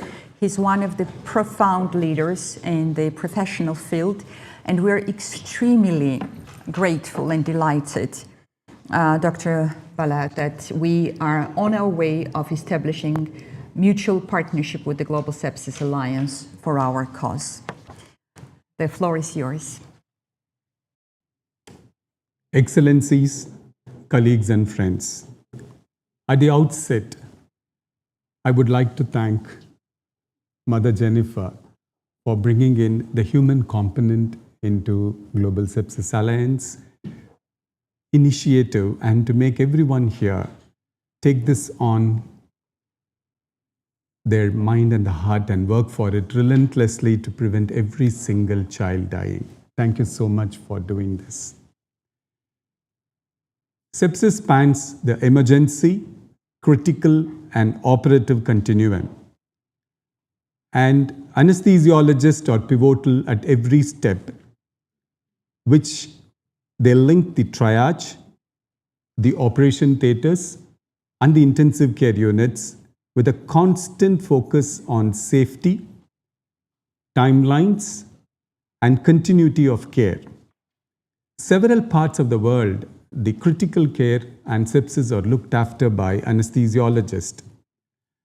As the connective tissue of acute care, anesthesiologists stabilize the airways and circulation in emergencies, initiate time-critical therapies, coordinate teams around early goals, optimize physiology, and reduce infection risks in the operating room, and they also lead or staff the ICUs to steward organ support and recovery.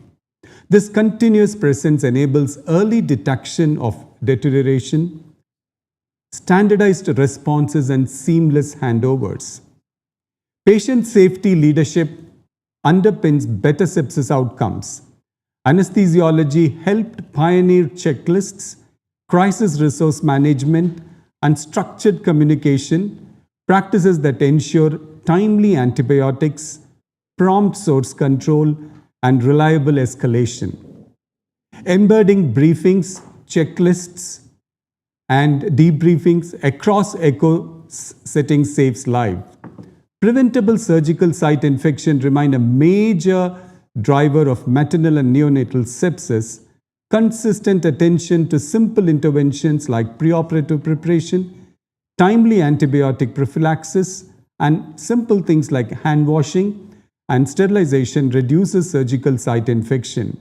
Anesthesiologists influence many of these elements and can standardize them through protocols and audit. The WFSA emphasizes evidence-based practice to decrease the incidence of perioperative infections and thus pave the way for good outcomes. I have another important point to share. Effective patient blood management, PBM, is equally critical. While blood transfusion can be life-saving, it carries risks and strains limited supply. PBM detecting and treating anemia, optimizing hemoglobin preoperatively, minimizing blood loss, and applying evidence-based transfusion thresholds reduces avoidable transfusions without compromising outcomes, particularly in obstetrics and pediatrics. We encourage all who are attending the side event to endorse the WFSA-led PBM declaration, which is accessible through this QR code, which you see here, to accelerate safe, standardized implementation of PBM. Training and system strengthening convert evidence into outcomes. Clinical-led in-service training builds competencies where care is delivered. A train-the-trainer model creates national faculty and embeds ownership. I just want to quote, consider two realities. A woman with fever and ruptured membrane, early recognition triggers timely antibiotics and fluids. Coordinated theta care ensures physiologic stability and prompt source control. Postoperative monitoring detects deterioration. ICU team follows a standard pathway. She goes home. So the timely starting of antibiotic is extremely crucial. A newborn with suspected sepsis receives timely antibiotics, temperature control, careful fluids, and non-invasive support with strict line care. These survivals hinge not on heroics, but on reliable systems. And I'm very happy that to accelerate progress, we call for 5 actions on behalf of WFSA. Number 1, empower patient safety initiatives, which includes checklists, briefings, debriefing, and incident learning. Step 2 is scale PBM nationally with clear perioperative protocols to treat anemia and reduce avoidable transfusions and the infection risk associated. Invest in essential critical care, oxygen reliability, basic monitoring, infection prevention and control, antibiotic stewardship, and 24/7 team coverage. 4th point, fund clinician-led in-service training and train-the-trainer program that embed multidisciplinary skills where patients receive care. So, sepsis steals lives in hours. Save them in minutes. With aligned protocols, essential investment, and empowered eco teams, protecting 26 million women and 20 million children is achievable, and anesthesiologists with WFSA stand ready to lead this mission of survival. Thank you so much. Dr. Palais, extremely grateful for highlighting the cross-cutting, very critical areas, how we can safeguard lives from sepsis. And I believe we have additional quote from today. Sepsis steals lives in hours, save them in minutes. Thank you very much. And our last presenter for today, thank you, dear audience, for being with us and bearing with us with a bit prolonged hour of the meeting. Anna represents, she's liaison officer of the International Federation of Medical Students Associations, the Future Medical Women's Association, of course. And she's the liaison officer of medical science and research issues, and she has been our dear friend and partner as a non-state actor in official relations with WHO. Anna. Thank you so much, Mariam, and thank you for inviting us to work on this side event together. It's a great pleasure for us to be here as students. So what I wanted to emphasize is that the numbers that we hear today, 26 million women, 20 million children, are not something that we encounter only on these reports and only on these events. They are the realities that we face every day during our clinical training. Postpartum infections recognized too late, newborns, infections identified only after they have deteriorated, and patients arriving when the treatment options are already narrowed. And also, I would like to say that sepsis to us is related with this feeling of panic, with this feeling that there's really not much that we can do at this point. So we don't know how to handle the situation. These incidents, of course, are not isolated clinical failures. They reflect broader gaps in early recognition, access to timely care, infection prevention, and health systems readiness. It was mentioned also before that the WHA statement, resolution 70.7 that was adopted in 2017, and yet today only a few number of countries have prioritized it in its policies. From our perspective, this is no longer a knowledge gap and an awareness gap, it's more of an implementation and accountability gap that we should all think of. Sepsis remains under-recognized and often recorded other conditions like pneumonia, post-operative infections, maternal complexion, or neonatal illness. But for many of our patients, the sepsis is the pathway through which these conditions become fatal. It's not the condition on its own. And as the discussions continue on strengthening global action on sepsis, we want to encourage member states to ensure that sepsis is explicitly integrated into maternal, newborn, and child health programs, in primary care, emergency preparedness, and national reporting frameworks, and to also strengthen accountability mechanisms for implementation of these strategies. Inclusion of these topics in undergraduate medical education is the only way forward for doctors to be prepared on sepsis management from the beginning, instead of it being something that they learn through their everyday practice while they're already there and facing the patients. Medical students and young health professionals are already contributing into awareness for sepsis through campaigns, training, and advocacy. And we stand ready to support implementation efforts and help ensure that sepsis prevention, recognition, and care become visible priorities across health systems. Thank you.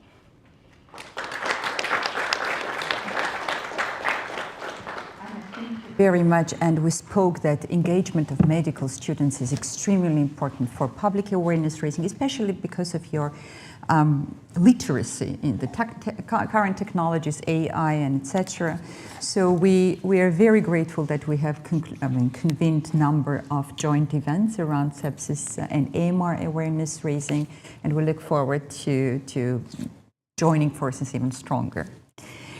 Dear audience, we cannot thank you enough for staying till this late evening, and as far as we understand, we can stay a bit longer in this room. No one is coming actually after us to evacuate the building.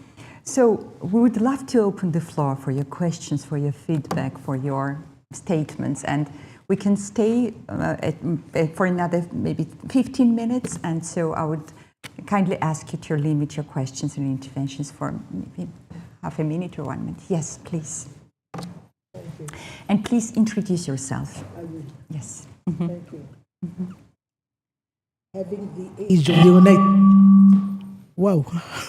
Having the age of the United Nations, everything is former for me. I am former Pan-African parliamentarian. I am an activist in women's. Do we hear the voice? Excuse me? Can you hear me?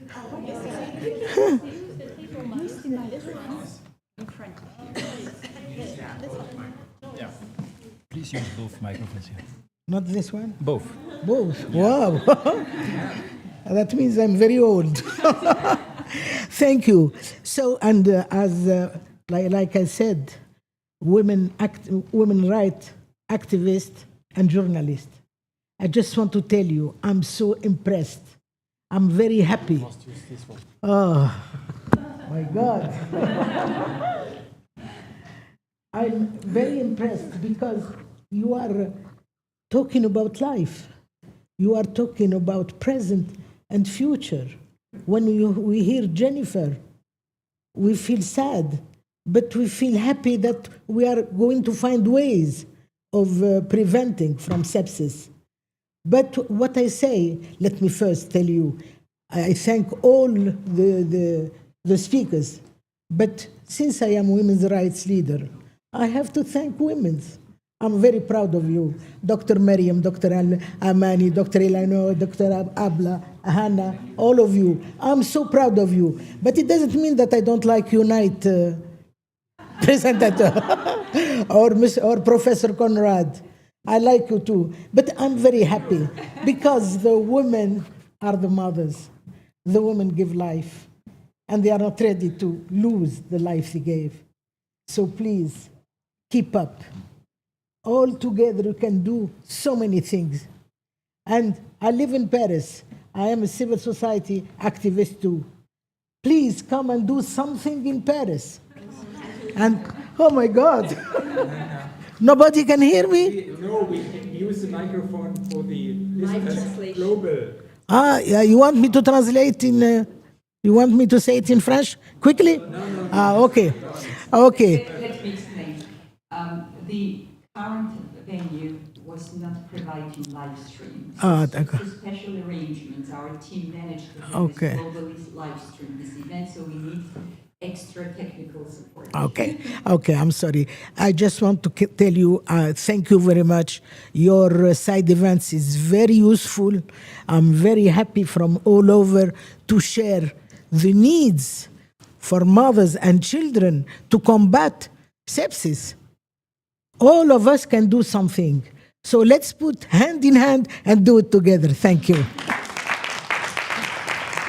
There is nothing. No, we heard very well. Yes. Who's first? We'll come to you. Good evening. My name is Joyce Sakala. I'm from Zambia, practicing as a clinician, OBGYN, and also regional vice president for MWIA for Africa. So as I listened to the presentation, I thought I should add my voice to just confirm that the numbers that were presented here, I wasn't surprised to see the red color, including Zambia, because that's the reality we live in as a medical practitioner there. When we walk into our neonatal unit, because I work at the largest referral hospital in the country for maternal health and neonates.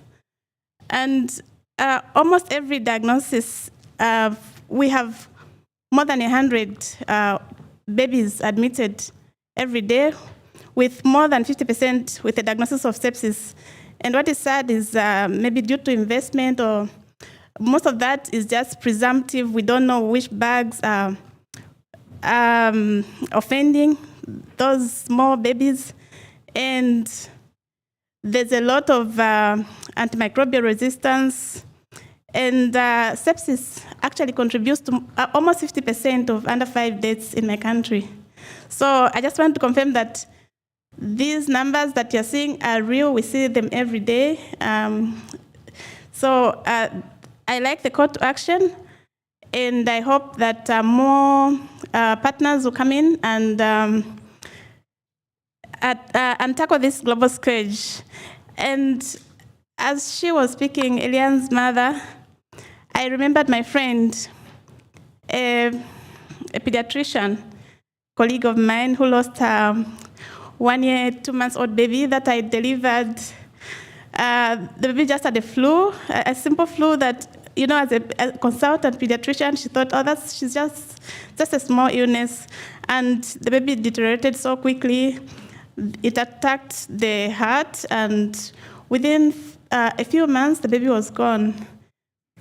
And when he said, you think about what you could have done as a parent, as a doctor, I think about my friend every day when I visit her, trying to tell her, you did your best as a mother.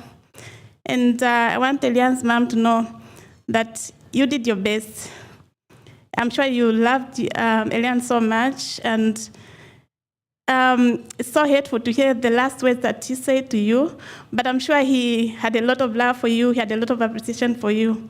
And thank you so much for sharing your story. Thank you.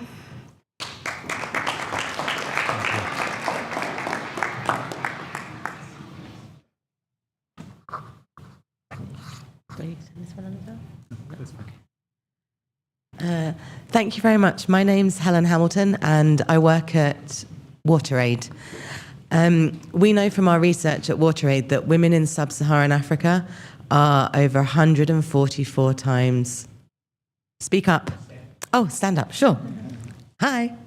My name's Helen Hamilton. I work at WaterAid. We know that women in sub-Saharan Africa are 144 times more likely to die from sepsis than their Western Europe and North American counterparts. WaterAid research in 10 sub-Saharan African countries shows that 76% of births were occurring in unclean, unsafe healthcare facilities that didn't have the basics like clean water, decent toilets, and good hygiene to assure women not just a dignified birth, but one that would help to protect them from sepsis. We know that 60 cents per capita in these countries, in least developed countries, could ensure that all women could have a clean birth, one that can keep them and their newborns safer. And without these essentials, we know that women, they're not going to feel respected. They may not want to choose to have their babies in a healthcare facility closer to those health professionals. And, it comes back to, for me, clean water and good hygiene. It saves lives. And where we're not able to have some of those other medical countermeasures, where some of the essentials that we know fragile and low-income health systems don't have, we need to make sure we're getting the basics right so that people have the best chance of survival. So my message to this group is we are with you. We are working as WaterAid, as WASH partners, to make sure that every healthcare facility everywhere has clean water, decent toilets, and good hygiene. But we also need you to shout about this. We need you not just to say IPC, we need you to say water, we need you to say toilets, we need you to say hygiene so that it doesn't get lost in the noise, because unless we keep saying that and unless we're pushing governments to invest in this, we're not going to be able to protect those mothers and their babies and make sure they have the right start to parenthood, the right start in life. Thank you. Very much. We look forward to collaboration and the WASH related aspects. Bismillah. Okay. Is it coming up?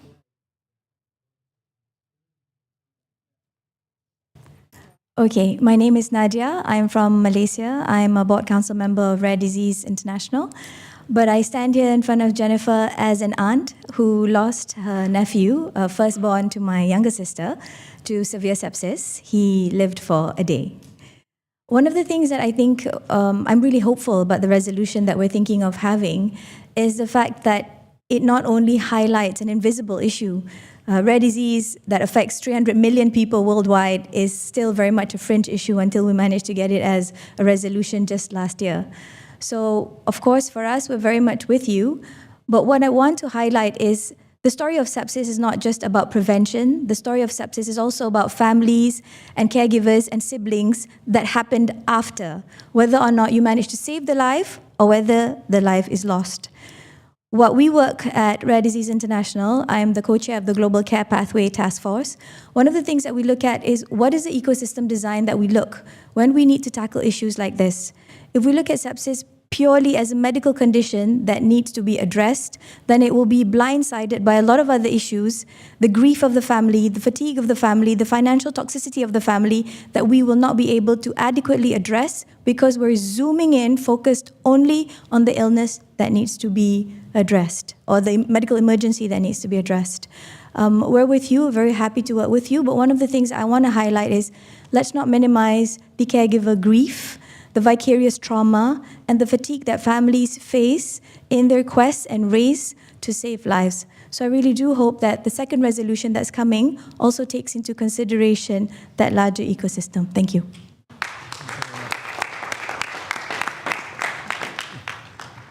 Do we have an intervention here? And then I think we will take over. I have to stand up. I have a PhD, but Ricardo, you sent me back to primary school, and I have gotten the A only.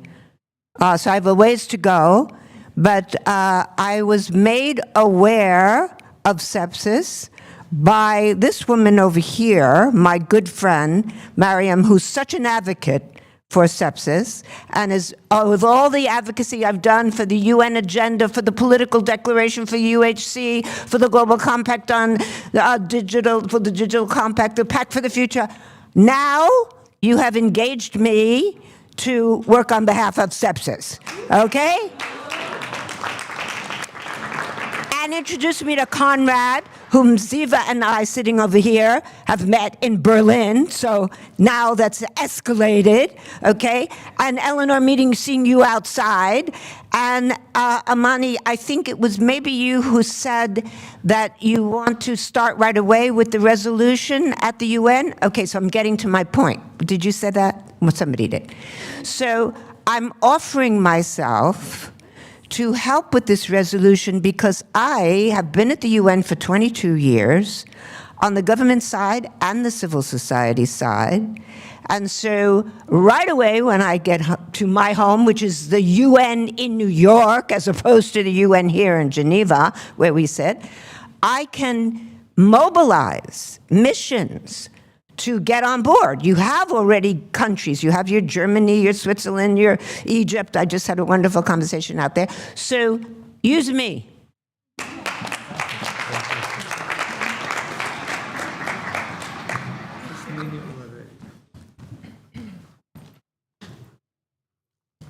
So really, thank you so much. My name is Gracia. I am from Bolivia, South America, but I am based in Geneva. I lead the HIV Reproductive Health and Pandemics Program at the World Council of Churches. This is a global fellowship of churches, and they work ecumenically and also interfaith. So I was following on what the first speaker said, the comments. Each one of us can do something. So I am also offering to work with the religious leaders. When they understand the numbers behind, when they understand how many women and children are dying, they will, of course, join and do something. We are going to help in that process, giving them the right information, framing the asks that you put here in a theological language. They know they have the responsibility to care for women and children. This is in the Bible and is in other sacred texts of other faiths, but also making the connections to HIV. Our work on HIV is very strong.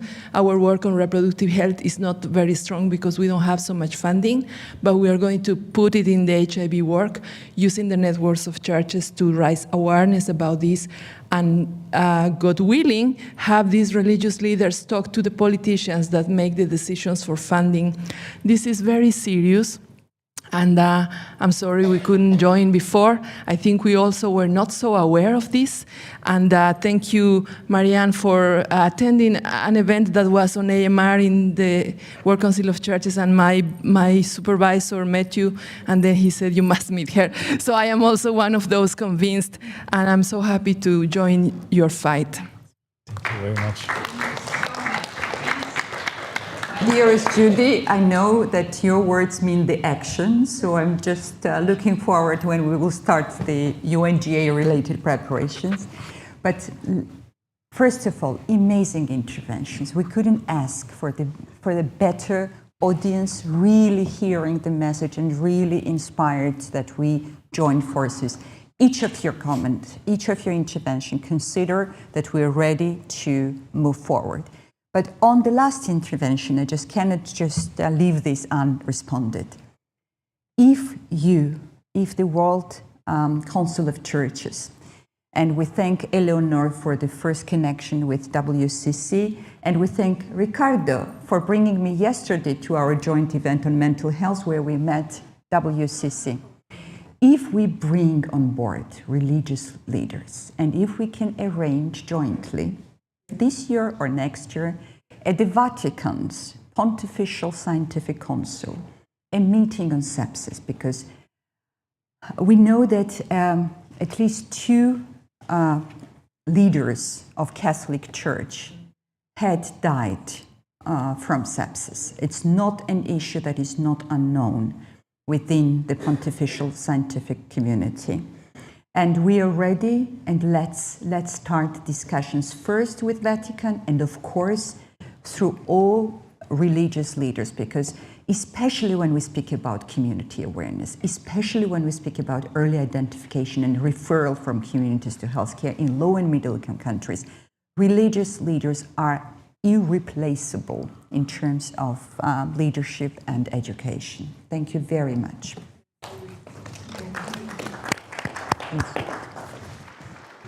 After a long, is this working? It's hard after a long day to add anything else. But so my name is Paul Barish. I'm an anesthesiologist from the US. I'm speaking on behalf of myself, but I work with the WFSA and work very closely with the World Federation of Public Health. So Deming, the father of all manufacturing, taught us that you cannot improve things by advocacy alone. It doesn't matter how hard you try. The variation that Conrad represented has been known for decades. What Deming taught us in the 1950s is that variation by itself, without a system to deal with the variation, does not reduce variation. It just brings a lot of heartburn. So what I'd like to suggest is that we talk the language of change management. So that means human factors. It means dynamic risk management. It means tools that every company in the world uses to reduce what they call defects. We have a defect. We've heard about it loud and clearly. We need to use this language because there's tools that are validated, hundreds of articles showing that the culture of a unit is more important than the drugs they have. Let me say that once more and again. We know that the culture in Brazil in the orchestra trials showed that units that had toxic leaders had more sepsis deaths. More sepsis death because of a toxic leader. The point behind this is that the causes of variation are often inimical to the organization, the leadership, the governance, the hierarchy. We need to talk about those things that are actionable. We have very good evidence in the operating room, in the ICU, and other places where these factors can enable us, give us the toolbox to reduce the variation, to demonstrate the differences, and how over time, with statistical methods, we can show people how these human factors variables are actionable. And they will allow us, I think, to dramatically improve the performance. So thank you for this remarkable day. Thank you. I couldn't agree more what you have been saying, because the data is out there that if we apply what you have been saying, and we had to learn from other very successful campaigns in health, for example, from the people from cancer, who in the 60s and 70s asked for a moonshot for sepsis you feel that project. And look how which progress was made in these times. But coming back also to sepsis, our colleagues from Australia and from other countries who have a much stronger responsibility for healthcare and don't leave it just to interest group. They have achieved, but just by introducing early warning systems in the hospitals, overarching, and having critical incidents reporting, which has reduced mortality in aviation tremendously. Mortality rate in sepsis in Australia decreased from 35% to 18% between 2000 and 2012, just by introducing this measure without mentioning even sepsis. So, and in addition, they have demonstrated if you ask for awareness, you can reduce mortality in the range of 10%, and even below, it's preventable. And you are completely right, but this message is to get too hard across, but jointly, we are moving, and I have never experienced such meeting, neither here nor elsewhere, where people stand up and commit to us in such a group. So this helps me. And Miriam and I, again and again, since we met, and I can tell you, she has brought us to the next level, which is badly needed. We have said the time will come, and the time is now, and it has come today. So thank you again very much.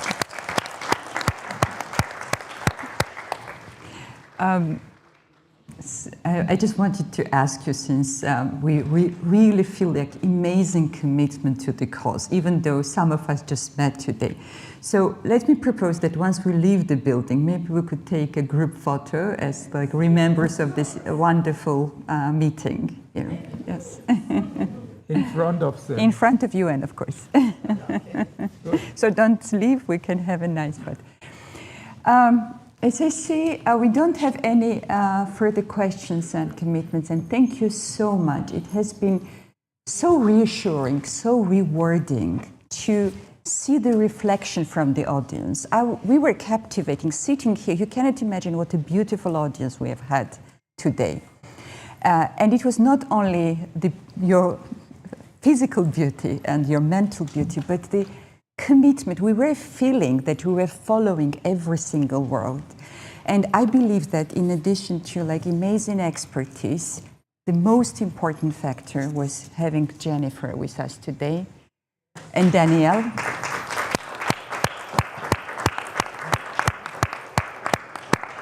You absolutely brought us to the different level of feeling and wishing, desiring to help as much as we can. Thank you so much, and I really hope that Geneva is not the only place we will meet, and we will tell Elia's story as well as the story of our other families who have become the warriors around the world, in the United States, Rory Staunton's family, Erin Flatley's father, Carl Flatley, who was the founder of the US Sepsis Alliance. You have seen the slides of Martha's Rule, United Kingdom. Merope, mother, who is the Guardian's journalist, she revolutionized sepsis care, demanding families' engagement more when mother feels that something is wrong or the family feels that something is wrong. And Martha's Rule has already saved at least 500 lives. We have the slides here, so thank you so much. Just as a concluding, I will conclude with the slides and hand over to my dear Amani to close the meeting. Can we have the slides?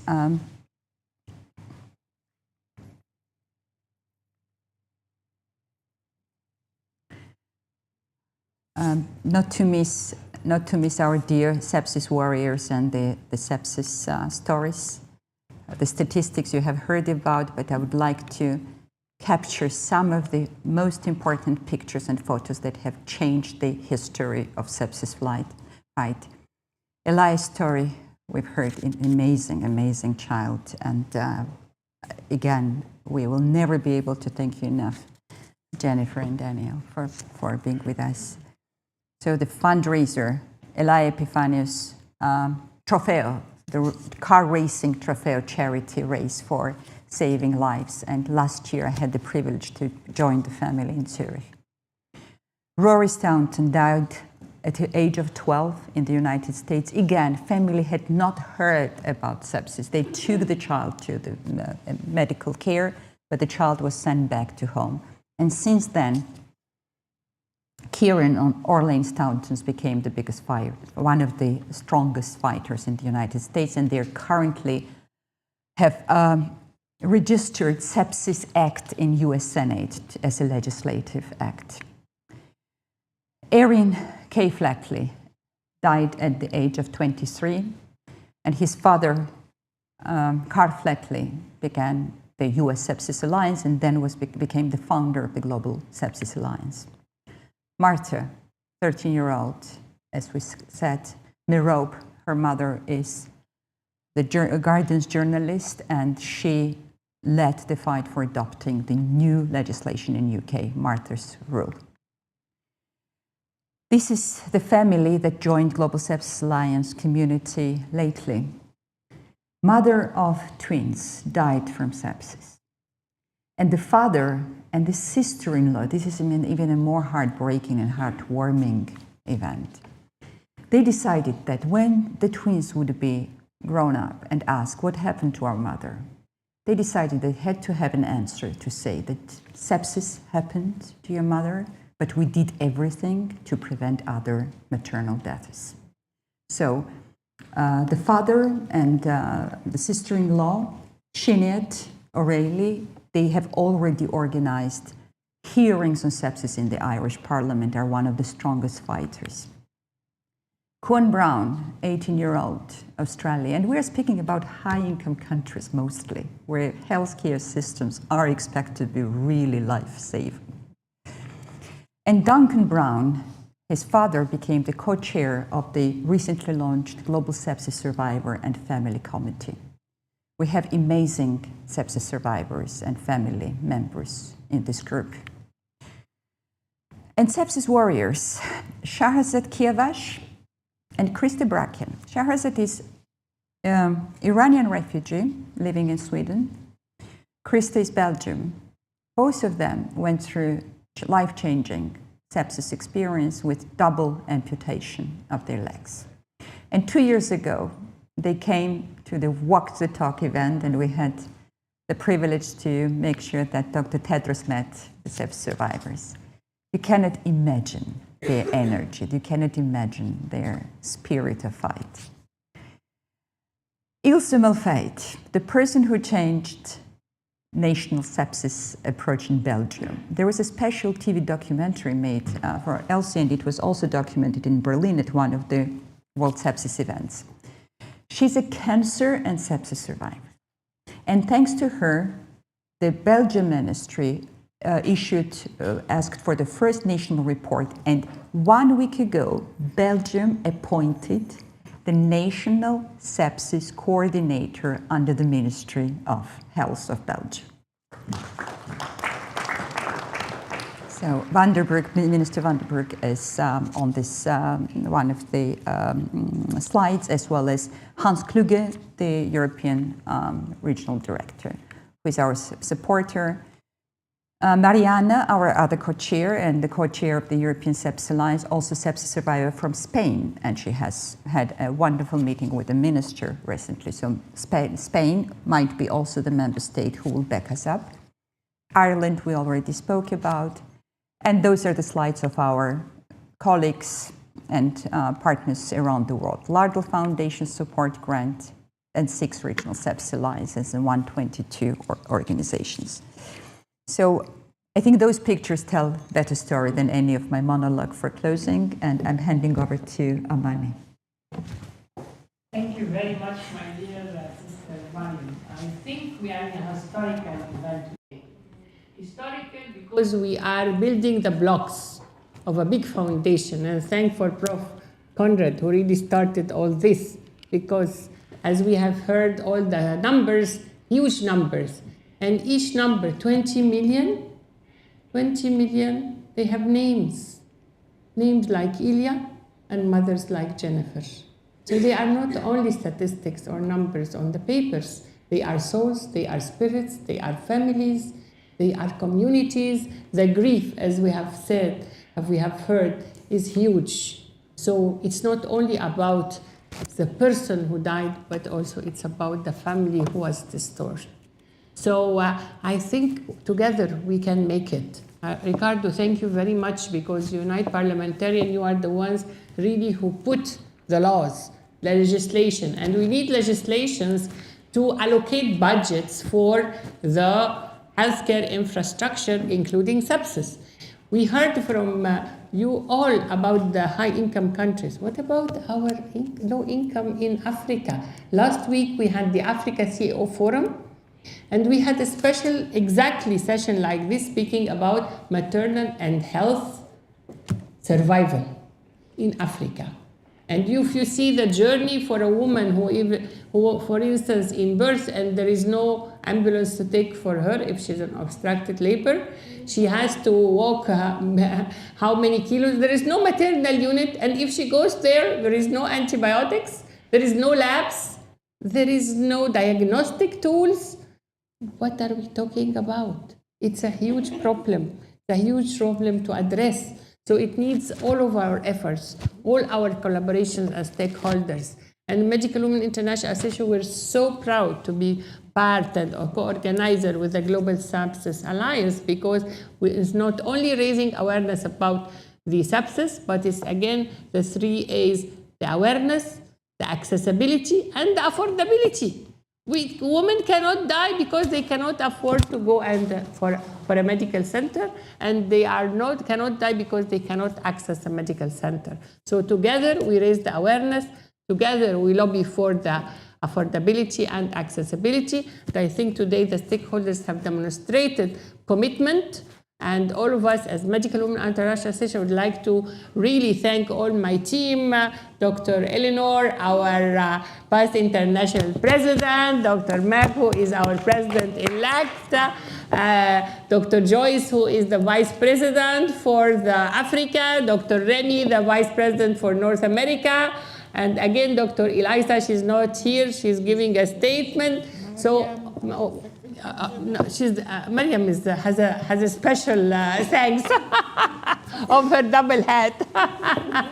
But I really think that together we can write the history, together we can write the story of ending this sepsis. And it's very important that I always say that we need those triad of empowerment, the 3 pillars, the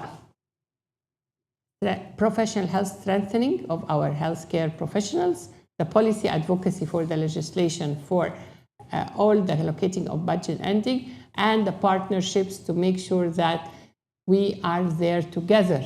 And we cannot do it alone. And also the role of the private sector is very important. It is very important to invest in maternal health unit, to invest in, for us in Africa, in pharmaceuticals, in vaccines, in medical consumer supplies, all that is needed to equip the maternal health units and the hospitals with the needs to combat sepsis and all the other maternal health mortalities and newborn mortality. So I thank you very much, all of you, for your presence, all the stakeholders. Prof, thank you, Prof, for starting all this journey. And Mariam, we need to give a big applause for Mariam because she is the orchestra. Yeah, and thank you, Jennifer. Thank you, Mariam. Thank you, Jennifer, for your sharing the story, which really went direct to our hearts. Very nice. And thank you for the medical students. It's very important that you are sharing with us because you are the future generation of medical women and everything. So thank you very much. Thank you so much. I really appreciate it, but again, it takes us all. It takes a village, it takes a world to really make a change. So thank you so much for giving me the strength and support. I cannot close this event without thanking my very, very special team members. Marvin Zick, General Manager of the Global Sepsis Alliance, and Simone Mancini, Partnership Lead and Coordinator of the Regional Sepsis Alliances. So thank you for really making magic, for making sure that this meeting reaches the global audiences. Thank you very much.